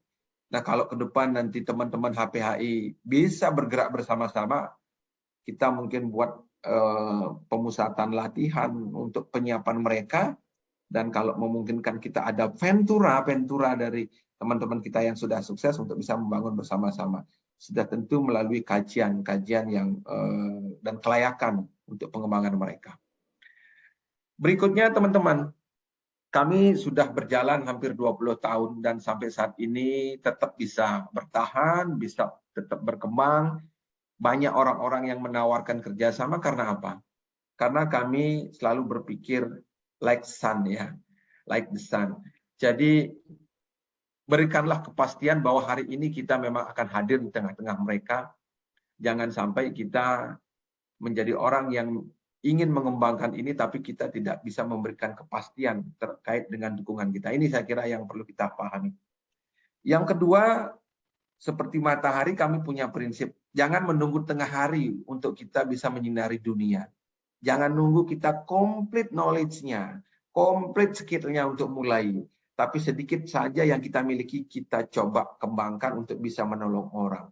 Karena seiring waktu kita akan menjadi semakin skillful ya. Seiring waktu kita akan memiliki kemampuan yang semakin baik dan waktu juga yang akan membuat kita semakin dipercaya. Berikutnya jangan lupa karakter dasar kita sebagai perawat, membantu. Ya, jangan kita berpikir oh saya bantu dia nanti berkembang, dia akan mengambil pangsa pasar kita. Nggak ada kayak begitu. Tuhan itu adil. Tuhan udah memberikan rezeki di muka bumi ini.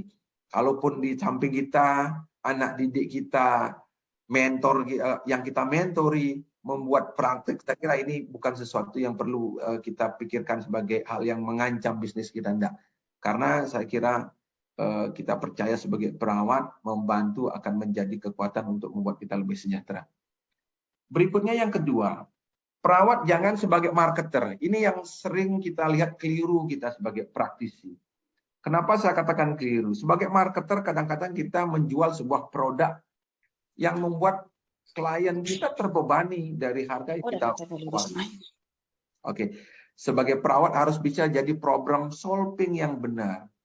Kalau mereka tidak layak kita tangani lama, rujuklah kepada teman kita yang memiliki kemampuan lebih. Rujuklah ke pelayanan kesehatan yang sesuai. Ya, sekali lagi ingat, kita bukan hanya untuk kita praktik bukan hanya untuk mencari uang, tapi kita praktik untuk memberikan problem solving kesehatan kepada masyarakat. Ini yang menjadikan kita menjadi orang trusted ya, dipercaya oleh masyarakat. Apapun problem mereka pasti datangnya ke kita. Dan ini saya kira akan menjadi market yang bagus dan marketing yang bagus ya. Jangan lupa ini ratingnya. Jadi kalau kita sudah punya tempat praktek ya kita ingatkan orang-orang yang datang ke kita untuk memberikan rating. Karena tren kita di media sosial kalau rating kita bagus mereka akan mencari kita. Ini yang kadang-kadang kita lupakan sebagai bagian dari bisnis modern. Jangan lupa mereka datang, suruh mereka merating tempat kita. Dan ini saya kira akan memberikan nilai jual yang lebih dan marketing yang gratis ya bagi calon-calon konsumen kita. Dan setelah itu moving ya, baru kita nanti bergerak bersama-sama untuk mengembangkan bisnis yang kita bangun. Ya. Ini beberapa langkah yang kami buat untuk teman-teman kita, bahwa kami memulai tahun 2006 itu hanya dengan mimpi dan ide bahwa suatu saat komplementer ini akan booming. Kita berhadapan dengan situasi hukum yang tidak berpihak kepada kita, situasi birokrasi yang tidak berpihak kepada kita, situasi keilmuan yang tidak berpihak kepada kita. Ya, tapi 2006 saya yakin suatu saat apa yang kita mimpikan hari ini akan menjadi sesuatu yang membuat kita lebih sejahtera. Ya, ternyata benar ya. Ini Bapak Ibu, teman-teman semua, mimpi kita meskipun tidak secepat teman-teman yang lain bergerak, tetapi saya sebagai perawat merasa bangga karena ide kita yang dulunya tidak pernah ada. Mungkin kalau dulu kita hanya berpikir where is evidence base, mana itu referensinya, saya kira tidak akan pernah bergerak. Jadi kita bergerak dari tidak ada apa-apa, no reference, no evidence base, ya, tidak ada regulasi. Hari ini semua sudah menyambut kita menjadi profesi yang dihargai dengan komplementer alternatif kita kembangkan. Dan secara personal pun kami terus bergerak.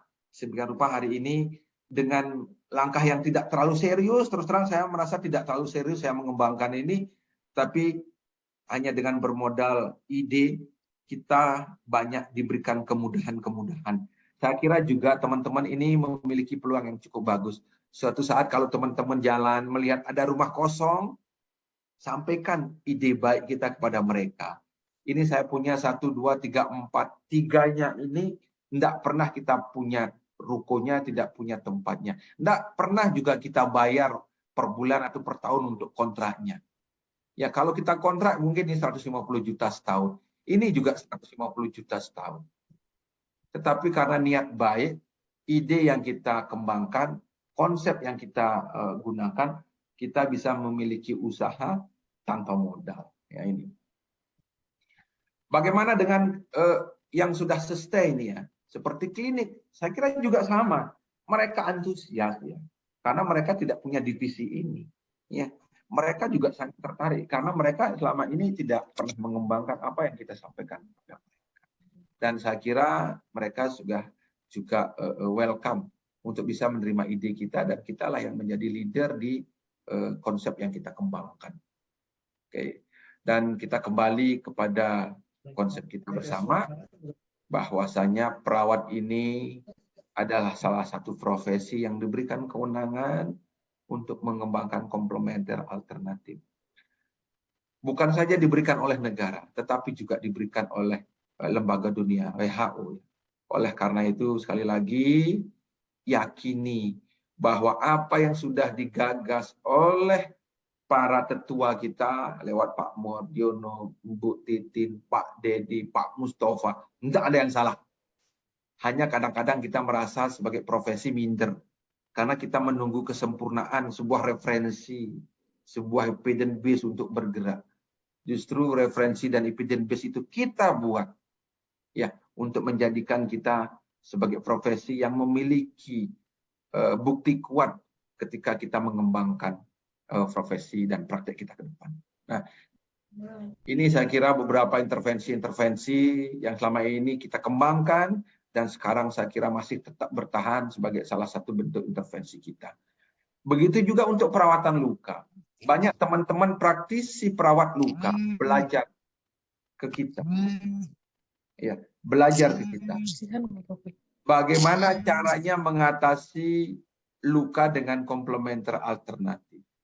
Bagaimana mengatasi neuropati dengan komplementer alternatif yang tidak bisa diatasi oleh profesi konvensional lainnya. Ini saya kira menjadi ide-ide yang terus bisa kita kembangkan sambil nanti kita berdiskusi dengan teman-teman yang mungkin memiliki concern riset ya di bidang ini untuk bisa menguatkan referensi dan evidence base kita. Oke. Begitu juga home care ya. Kalau home care konvensional nggak ada yang nyari ya. Tapi kalau home care dengan komplementer, tradisional, alternatif, saya kira peminatnya akan banyak. Karena mereka tidak dapat satu layanan, tapi banyak layanan yang selama ini mungkin berada melebihi ekspektasi dari mereka. Ya, jadi modal kita nggak banyak ya. Cukup beberapa alat, mungkin tidak lebih dari 3 juta. Ya.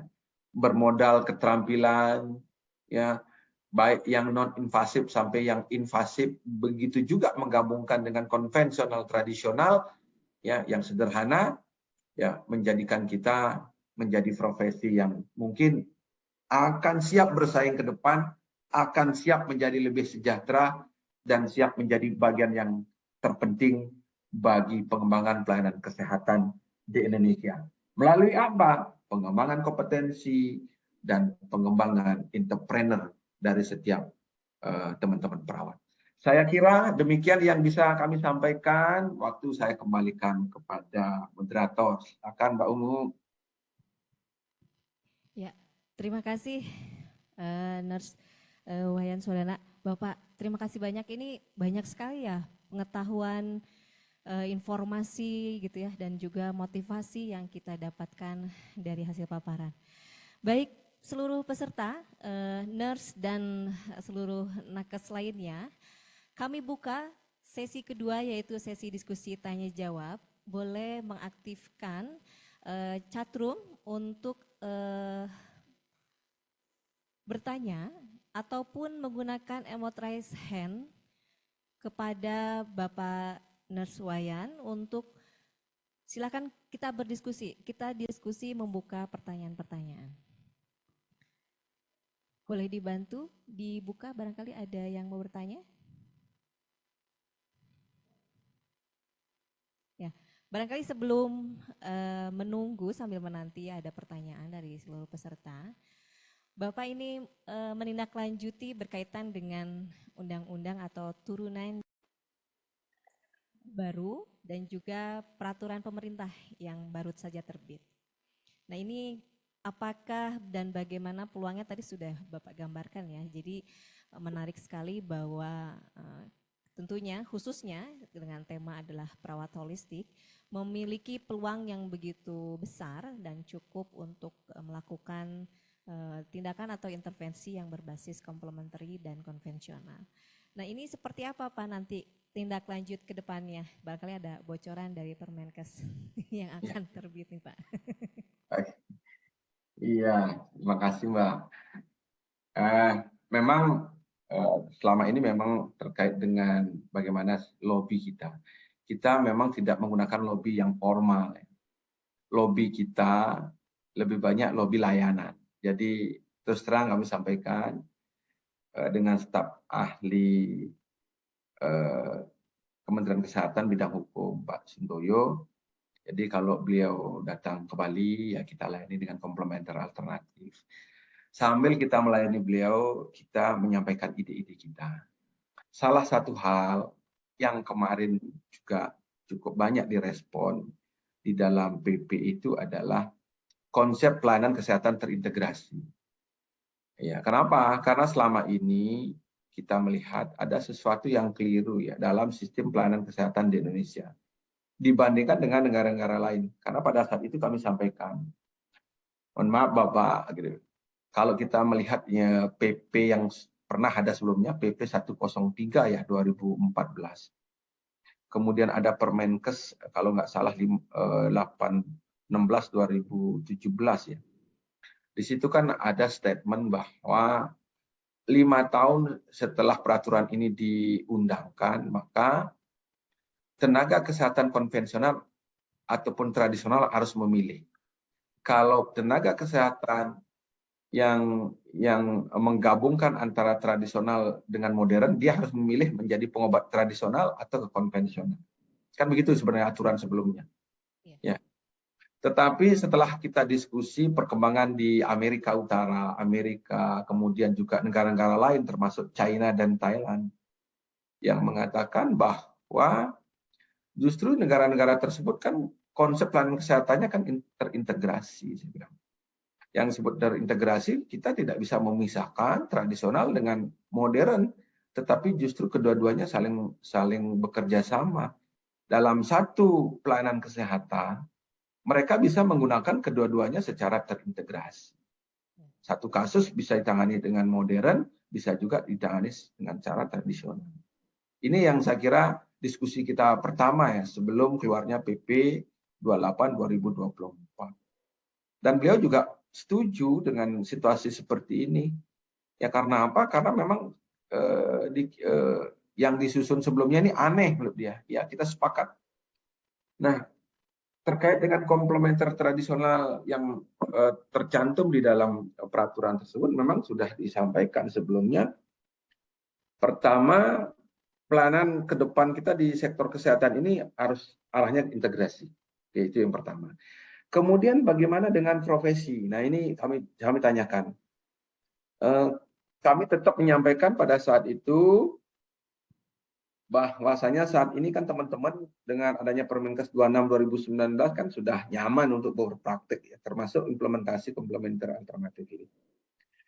Dan bagaimana ke depan di PP itu kita juga diberikan kesempatan yang sama. Dan dari apa yang beliau sampaikan nanti teman-teman mungkin bisa baca lebih detail di PP 28 2024 ya. Bahwasanya memang peluang untuk pengembangan layanan komplementer alternatif ya tradisional ini ada berbeda ya. Di situ disebutkan bahwasanya pelayanan komplementer ini kan area yang abu-abu ya. Area yang abu-abu yang sering menimbulkan konflik antar profesi. Jangankan kita di perawat, di antar profesi lain yang sudah lebih tua dari kita.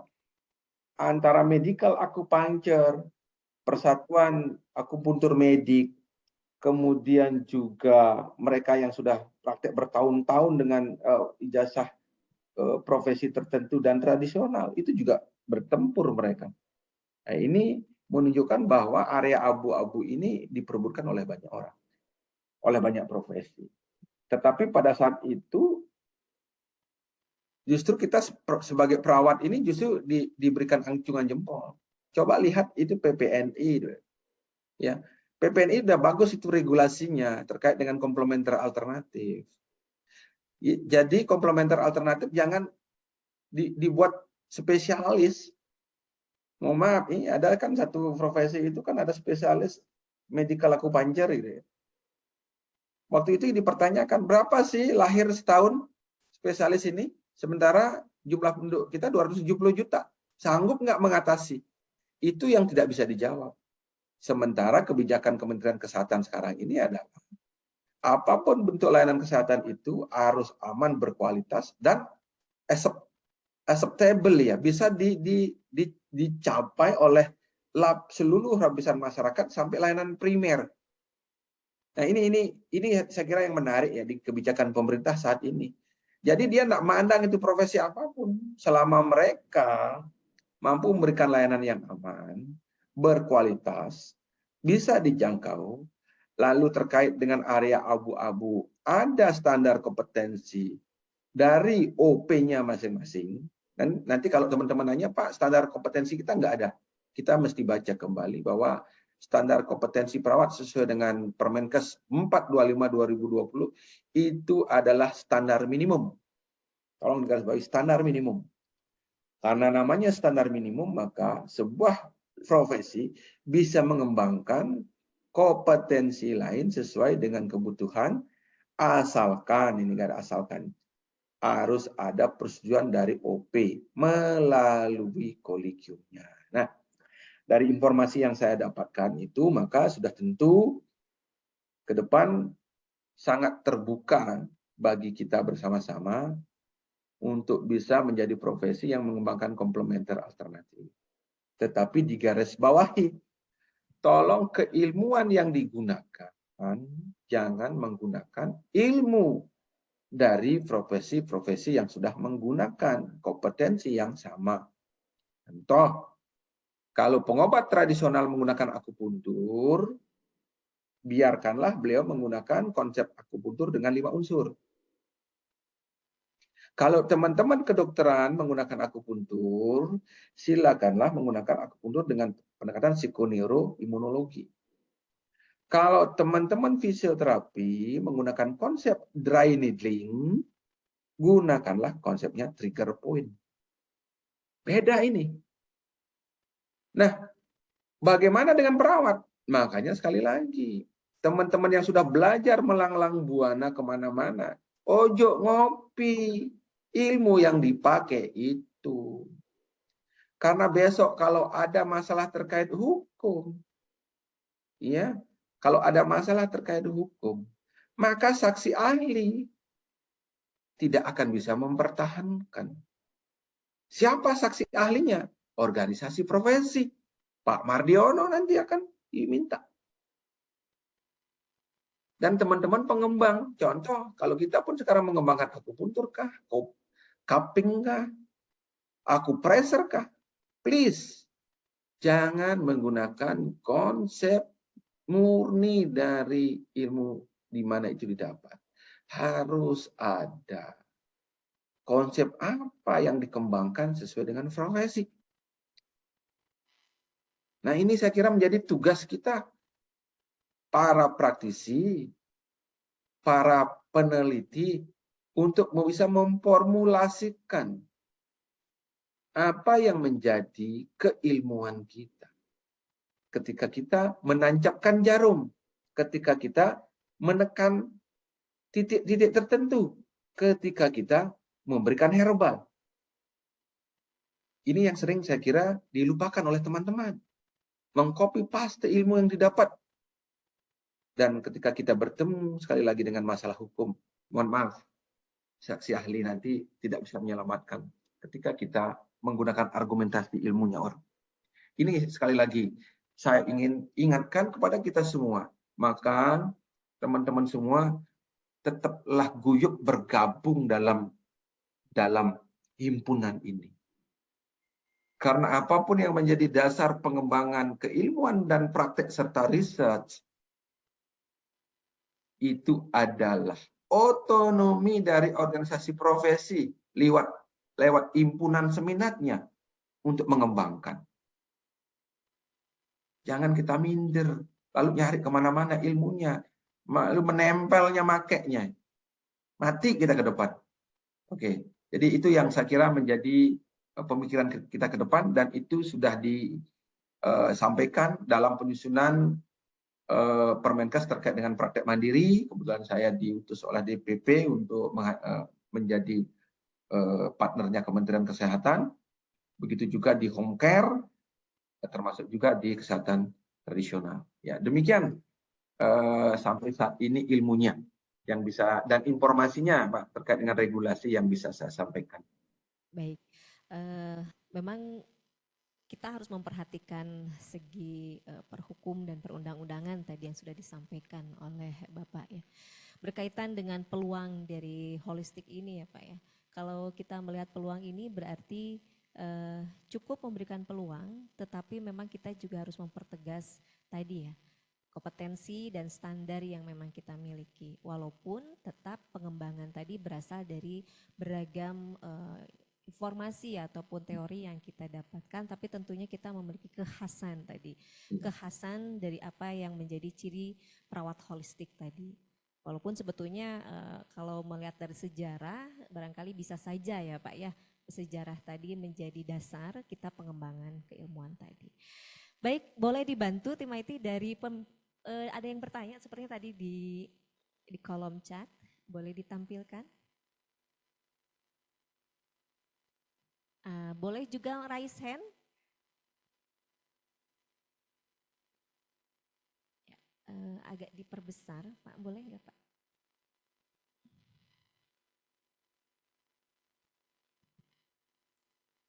Ya, dari paling atas barangkali kita coba.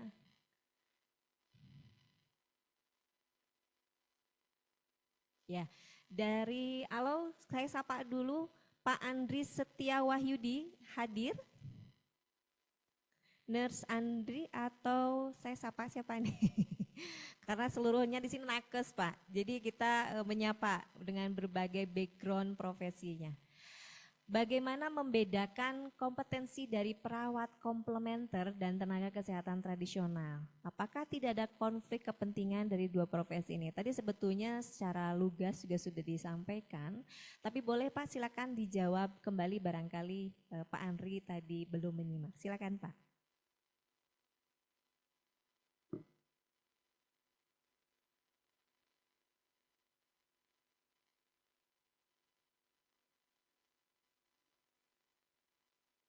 Halo, Pak Wayan. Ya, halo. Ya, mohon maaf. Ya. Ke pencet ya. Makasih Pak Andi ya. Pak Andri, ya Pak. Pak Andri, ya. Terima kasih Pak Andri dan juga teman-teman kita semua. Ya, memang ini sekali lagi, jangankan kita antar profesi, dalam satu profesi pun juga konflik terkait dengan kompetensi, terkait dengan keilmuan ini menjadi sesuatu yang sering muncul. Nah, pertanyaannya bagaimana membedakan kompetensi pelayanan keperawatan kesehatan tradisional dengan keperawatan. Nah, ini cukup menarik ya. Teman-teman, kalau kita lihat mulai dari terminologi nomenklatur, saya kira ini kita udah berbeda. Yang satu mungkin basicnya traditionally, yang satu basicnya nursing. Ya. Yang pertama kalau kita urutkan dari kebijakan yang ada, baik internasional sampai nasional, dan sejarah lahirnya keperawatan komplementer Indonesia itu satu proses yang cukup panjang ya. Kenapa boleh? Sebenarnya kan awalnya ada WHO tradisional strategik ya 2001-2005. Lalu 2020-2025. Itu yang sebenarnya yang menjadi payung ya kenapa ada peraturan ini. Di mana di situ disebutkan oleh WHO bahwasanya profesi yang diperkenankan melaksanakan pelayanan kesehatan tradisional atau yang menurut terminologi WHO-nya TM ya traditional medicine itu adalah yang pertama di situ ada chiropractor, ada bone setter ya, traditional healer boleh. Tetapi di situ ada garis bawah bahwa health provider yang boleh melakukan pemberian pelaksanaan traditional medicine itu ada 3 ya sesuai dengan WHO Traditional Medicine Strategi 2001-2005. Antara lain dokter gigi dan perawat. Nah ini yang pertama. Tetapi kalau kita melihat ke WHO Traditional Medicine Strategi 2021-2025 ada tambahan lagi. Ada satu profesi lagi. Siapa? Bidan. Ya, ada 4 jadinya. Jadi ada 4 sekarang yang boleh mengimplementasikan traditional medicine selain pengobat tradisional. Nah, ini garis bawah. Kemudian yang membedakannya apa? Yang pertama sudah tentu basic knowledge-nya pasti berbeda. Ya, basic knowledge-nya berbeda. Jadi pengetahuan dasar daripada pemahaman mereka terhadap kasus dan keluhannya itu berbeda. Ya, itu basic knowledge-nya. Mungkin kalau tradisional saya tidak tahu seberapa dalam dia belajar tentang anatomi, fisiologi, patologi penyakit, kemudian terkait dengan farmakologi dan lain-lain. Nah, itu mungkin beda. Kemudian yang kedua terkait dengan konsep proses. Ya, konsep proses. Ini yang kemarin kita diskusikan ketika kita berhadapan dalam penyusunan standar kompetensi profesi. Kebetulan saya ditugaskan oleh DPP ini untuk ikut terlibat dalam penyusunan 18 profesi ya, terkait kompetensi profesi, 18. Saya ikut semuanya. Satu hal yang perlu kita pahami adalah bahwa sebuah keilmuan dikatakan berbeda ketika yang pertama basic knowledge yang mendasari. Ya, yang kedua, proses ketika decision pengambilan keputusan atau professional judgment-nya yang berbeda. Contoh misalnya kalau perawat pasti professional judgment-nya menggunakan proses keperawatan. Pengkajiannya bagaimana. Diagnosa yang digunakan untuk tiap profesi kayak apa, itu udah berbeda ya, professional judgment-nya. Pengkajian udah berbeda. Diagnosnya berbeda. Lalu decision untuk intervensinya pasti berbeda. Nah ketika ini sudah berbeda, kita nanti silakan sandingkan dengan profesi lain. Ketika ini udah berbeda, maka ini adalah ilmu yang berbeda, inilah profesi yang berbeda. Nah ini saya kira baru 2 hal di samping hal-hal lain. Ya, jadi professional judgment-nya itu berbeda. Nah ini saya kira 2 hal yang mungkin secara umum yang saya kira menjadi pembedanya. Karena basic knowledge-nya berbeda, proses yang digunakan berbeda, sudah tentu professional judgment-nya berbeda, karena professional decision dan judgment-nya berbeda, intervensi, implementasi, dan evaluasinya pasti berbeda. Nah, saya kira ini yang membedakan. Oleh karena itu kalau dibandingkan, saya pernah diskusi dengan teman-teman yang murni tradisional akupunktur misalnya. Kalau pasiennya gastritis diambil beda. Kalau kami berbeda, tergantung dari analisis kita tentang patologi pemenuhan kebutuhan dasar juga. Ya, jadi itu saya kira 2 hal. Ya, demikian Pak Andri. Mudah-mudahan bisa dicermati. Ya, terima kasih Pak atas jawabannya sangat cukup clear ya kalau kita perhatikan dari jawaban narasumber narasumber Pak Wayan ini sudah membuka pemahaman kita ya bersama. Boleh pertanyaan yang berikutnya? Boleh dibantu? Diperbesar? Ya.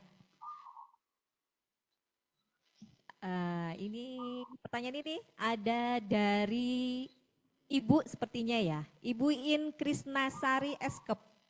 Apakah jika dibuka klinik harus ada penanggung jawabnya seperti profesi lain semisal dokter? Nah, itu. Nah, ini mungkin nanti bisa nyambung dengan praktik baik begitu ya, dan juga dari Budian begitu nanti jawabannya begitu ya. Kemudian ada Ibu Maria Gea. Izin bertanya Pak, untuk membuka sebuah praktik mandiri tahapannya apa saja? Karena saya sendiri bingung dari mana. Saya sudah mulai home care lebih dari 5 tahun, Masya Allah luar biasa ya. Dengan datang ke rumah pasien. Jika buka home care di rumah atau kos karena saya anak rantau, bagaimana mengurus surat izin praktiknya? Ini sepertinya agak sambung menyambung antara pertanyaannya Bu Iin dan juga Bu Maria. Barangkali itu terlebih dahulu Pak, atau mau langsung ke Chandrawati Pak? Di sini ada pertanyaan terkait terapi akupunktur. Apakah termasuk dalam complementary nursing? Nah, mengingat ada profesi akupunkturis. Nah, ini barangkali bisa saling berkaitan Pak jawabannya. Silakan Pak. Ya, terima kasih. Untuk yang praktek baiknya secara detail nanti mungkin Pak Mustafa yang akan memberikan, karena setiap daerah itu regulasinya berbeda saya kira. Ya, jadi kami coba menjawab secara umum dulu bahwasanya saat ini praktek mandiri semua profesi itu sudah diakui sebagai Fasiankes. Ya, sudah diakui sebagai Fasiankes. Sedemikian rupa sudah tentu teman-teman kalau sudah memiliki pengalaman yang cukup, syarat yang cukup, silakan membuka praktek mandiri. Nah, kalau ditanya tadi ada teman yang mengatakan bagaimana kalau saat ini saya home care udah 5 tahun. Sesungguhnya saya tanya nih, kalau home care 5 tahun, base dari home care-nya apa? Ya? Karena setiap home care yang dilakukan harus punya home base. Boleh praktek mandiri, boleh klinik, boleh rumah sakit. Nah, kalau sudah melakukan home care selama ini udah punya home base. Jadi saya nggak keabsahan dari home care-nya, saya justru tanyakan ini. Ya, mestinya harus sudah punya home base ya. Nah, terkait dengan praktek mandiri, saya kira nanti Pak Mustafa yang akan menanyakan. Dan kalau kami di Bali ini ada Pak Dedi Arto dan teman-teman, ya, kemudian juga teman-teman yang lain. Kami kira juga kalau sekarang praktek mandiri itu gampang ya, tinggal kita mengajukan syarat untuk praktek mandiri lewat perizinan 1 pintu, ya. Lalu setelah itu akan ada visitasi dari Dinas Kesehatan Kabupaten Kota. Nggak ada IMB, nggak ada. Tergantung dari tiap daerah beda-beda. Kalau kami di Bali gampang ya. Yang penting punya tempat minimum 4x6 gitu kalau kami. Kemudian ada STR. Di beberapa daerah masih ada rekomendasi OP, di beberapa daerah sudah nggak ada. Kemudian surat keterangan sehat, surat keterangan memiliki tempat praktek. Lalu sarana-sarana minimum tempat praktek juga beda-beda. Ada 1 kabupaten, begitu divisitasi, ada surat pernyataan bahwa dia akan melengkapi, meskipun nggak lengkap saat ini dikeluarkan. Tergantung dari kebutuhan tiap kabupaten kotanya. Jadi secara umum, bagi teman-teman kami yang pemula, yang sudah membuka praktek, ya, yang penting ada tempatnya ya. Yang penting ada tempatnya ya. Dan kalau sudah ada tempatnya baru nanti ngajukan izin ke Dinas Perizinan 1 pintu.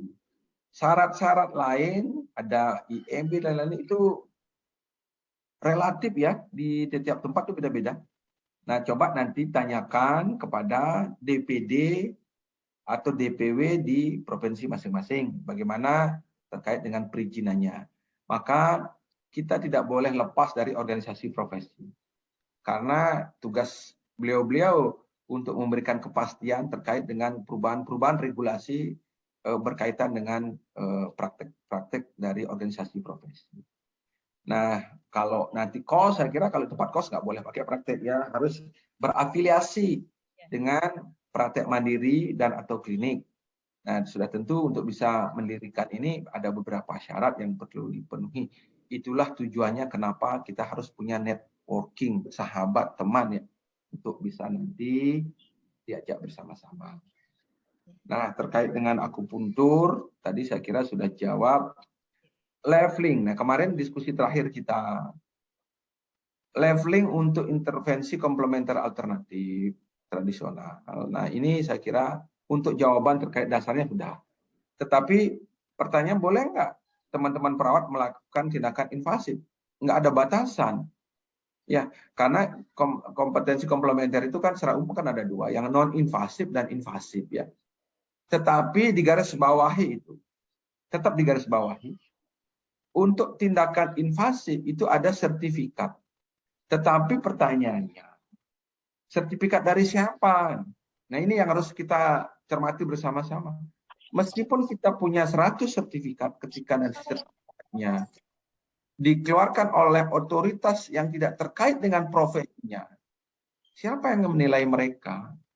Karena credentialing nanti, itu credentialingnya kan di tingkat 2 ya, oleh Dinas Kesehatan. Untuk praktisi itu credentialingnya oleh Dinas Kesehatan Kabupaten Kota. Sudah tentu jaminan sebuah sertifikat itu layak nggak layak digunakan tergantung yang mengeluarkan siapa. Nah, karena sesuai dengan keputusan pemerintah, penilaian terhadap kompetensi itu diberikan kepada organisasi profesinya lewat kolegium yang akan terbentuk, maka ke depan kelayakan dari sertifikat kita adalah kelayakan dari sertifikat organisasi dari yang mengeluarkan dan memperjuangkan kompetensinya, bukan dari yang lain. Ini saya kira bahasa linier dari sebuah bahasa hukum. Ya, kalau kita mencari sertifikat dari profesi lain, ketika kita bermasalah terkait dengan hukum, maka sudah tentu yang menjadi saksi ahli adalah yang mengeluarkan sertifikat itu. Nah, ini akan menjadi kontradiktif nanti berkaitan dengan kewenangan dan kompetensi. Itulah sekali lagi saya katakan kenapa kita harus linier. Linier. Ya, selalu saya katakan nih, OP. Saya selalu katakan ini, kolegium. Karena apa? Karena nanti pertahanan terakhir kita adalah organisasi profesi yang akan memperjuangkan. Nah, pertanyaan berikutnya, statement berikutnya, kalau teman-teman membuka undang-undang, kita patut bersyukur ya bahwa undang-undang sekarang itu tidak ada sanksi hukum. Tolong digarisbawahi, tidak ada sanksi hukum kecuali kematian yang dituntut oleh mereka. Tidak ada. Yang ada cuma sanksi administratif. Jadi kalau saudara-saudara praktek nanti, keluarnya sanksi itu akan dinilai oleh komite etik dari organisasi profesi. Berikutnya, baca nanti detailnya. Kalau besok-besok Bapak Ibu praktek didatangi oleh polisi, nggak boleh. Tidak boleh. Polisi tidak boleh langsung datang ke tempat kita praktek dengan alasan apapun. Karena yang boleh dia menganggap kita melakukan tindakan melanggar hukum itu adalah komite etik tenaga kesehatan. Yang akan dibuat oleh kementerian nanti. Yang ada nanti setiap provinsi. Yang sudah tentu di dalamnya akan ada anggota-anggota dari setiap organisasi. Ya. Jadi itu kesyukuran kita ke depan dengan adanya undang-undang yang baru. Tidak ada sanksi hukum, sanksi bayar materi kayak dulu kan 100 juta, nggak ada. Berikutnya perlu saudara juga ketahui, yang boleh melapor seandainya besok-besok ada masalah terkait dengan intervensi yang kita lakukan, tidak boleh orang ketiga, yang boleh cuma 2. Ya, kepolisian, penyidik, hukum hanya boleh bergerak apabila ada laporan dari 2. 1 dari pasien yang kita tangani, kedua dari keluarganya yang diberikan kewenangan penugasan oleh pasien untuk mempertanyakan ini. Tidak lagi ada istilah laporan dari media sosial. Tidak ada laporan dari polisi, nggak ada itu. Ya, ini saya kira kesyukuran kita berikutnya. yang membuat kita jangan takut-takut untuk memulai entrepreneur. Yang penting safe, aman, kemudian kualitasnya bagus, dan sudah tentu dikawal oleh kompetensi. Iya, Masya Allah.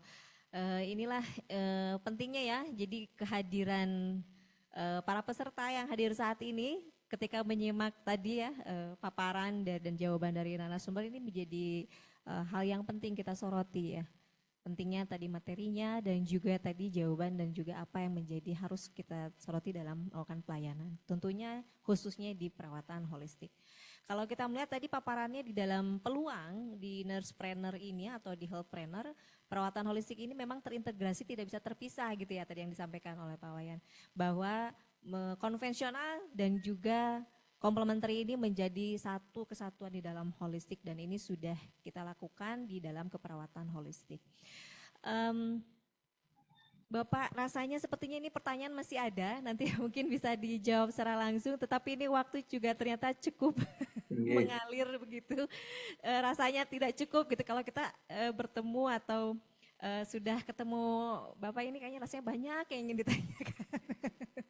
Ini rasanya nanti akan coba kita minta bantuan dari pemateri selanjutnya untuk membantu bertanyakan terkait dengan praktik baik dan bagaimana peluang-peluang tadi ada strategi atau bagaimana ancamannya atau treat gitu ya berkaitan dengan peluang di planner nanti bersama Ibu Dian dan juga Pak Mustafa. Barangkali rasanya tidak cukup puas bersama kita dengan Pak Wayan untuk menyampaikan begitu banyak insight pada kami semuanya berkaitan dengan ilmu dan juga pengalaman dan juga informasi yang terupdate bagi kami ini sangat penting. Mohon kiranya Bapak selalu memberikan bimbingan dan terutama di Himpunan Perawat Holistik ini Pak. Baik seluruh peserta, mohon maaf apabila ini kita terbatas oleh waktu. Rupanya nanti apabila Bapak Ibu peserta, seluruh peserta akan ada pertanyaan lanjutan, barangkali nanti berkenan Pak Wayan untuk menjawab langsung di kolom chatroom. Apabila tidak sempat pun barangkali nanti di forum lainnya. Dan tentunya tadi peluang pengembangan di perawat holistik ini akan melakukan pengembangan kurikulum. Insya Allah akan segera kita launchingkan berkaitan dengan leveling daripada kompetensi di keperawatan holistik menjadi penguatan legalitas, rekognisi dan juga legitimasi kita dalam melakukan kewenangan-kewenangan di keperawatan holistik. Rasanya cukup sekian dari pemateri paparan, barangkali ada closing statement dari Pak Dr. Wayan kepada kami sebelum berakhir materi pertama. Ya, terima kasih Pak Ketum beserta teman-teman para praktisi yang tidak saya bisa sebutkan satu persatu ya. Hari ini saya merasa sangat bahagia karena diajak berdiskusi terkait dengan keperawatan holistik. Ke depan saya kira peluang kita sangat banyak dan di chatroom itu mengatakan bahwa kita perlu ruang untuk mentoring. Ya, jadi harapan kita ke depan lewat Pak Ketum dan tim dan lewat Mbak Dewi berarti ke depan kita harus saling bergandengan tangan melakukan penguatan terhadap keilmuan dan kompetensi sekaligus juga praktik. Karena dengan adanya pengembangan ketiga komponen ini, maka pengakuan dari negara, pengakuan dari masyarakat terhadap profesi perawat terkait dengan keperawatan holistik ini akan semakin kuat. Jadi sekali lagi, mari kita guyup, kompak bersama, dimanapun kita berada pada saat ini, untuk terus mengawal agar keperawatan holistik yang sudah kita bangun bisa menjadi ladang amal kita untuk bisa menyehatkan Indonesia. Terima kasih. Wassalamualaikum warahmatullahi wabarakatuh. Om Santi Santi. Waalaikumsalam warahmatullahi wabarakatuh. Terima kasih Pak Wayan. Bapak Dr. Iwayan Suwardana. Baik, rasanya saya pun sudah berakhir waktu untuk membersamai Bapak Ibu seluruh peserta. Banyak sekali yang bisa saya rangkum dari pembelajaran atau pemateri yang pertama, di mana kita tetap harus juga memperhatikan peluang-peluang kewirausahaan kita dengan mengintegrasikan dan melengkapi perizinan kita berdasarkan payung hukum yang memang menaungi kita. Tentunya dengan perawatan holistik ataupun tindakan perawatan holistik ini sangat memiliki peluang yang besar pada praktik mandiri di pelayanan vaskes primer dan juga di lanjutan yaitu di rumah sakit. Tentunya dipenuhi seluruh prasyarat izin praktik perawatnya. Dan ini menjadi tugas kita bersama dalam upaya mengembangkan keilmuan dalam proses asuhan keperawatan holistik yang tentunya menjadi bagian dari tindakan keperawatan mandiri ataupun keperawatan terapeutik dalam intervensi sehari-hari kita sebagai pemeran pemberi asuhan keperawatan. Ini menjadi peluang yang besar. Silakan seluruh peserta yang hadir khususnya dengan latar belakang profesi nurse atau nurse untuk termotivasi untuk mengembangkan dan mempraktikkan keperawatan holistik tentunya. Saya, Dewi Mukulsum, selaku moderator pemateri pertama, menyampaikan permohonan maaf apabila ada hal-hal yang kurang berkenan dan menyampaikan apresiasi yang setinggi-tingginya kepada pemateri pertama yaitu Bapak Dr. Iwayan Suwardana, SKP MKep. Berikut apresiasi kami dari Himpunan Perawat Holistik Indonesia, penyerahan sertifikat narasumber kami serahkan. Kami serahkan Bapak, terima kasih banyak, semoga bermanfaat bagi kami semuanya dan menjadi amal ibadah yang tidak terputus bagi Bapak Dr. Iwayan Suwardana. Berikut sertifikatnya. Mohon diterima dari Bapak Ketua Umum Bapak Mardiono. Demikian hadirin peserta seluruhnya, saya sudah membersamai di sesi pertama. Silakan Bapak Wayan apabila akan membersamai ataupun meninggalkan room. Selanjutnya adalah pemateri kedua yang akan dipandu oleh moderator kedua, rekan saya juga, beliau juga guru saya. Kita sambut Ibu Rini Mulyati, SPD SKM SKep Nurse MKep, selaku moderator kedua. Kita sambut Ibu Rini, Nurse Rini Mulyati, sekaligus pembacaan kurikulum vitae.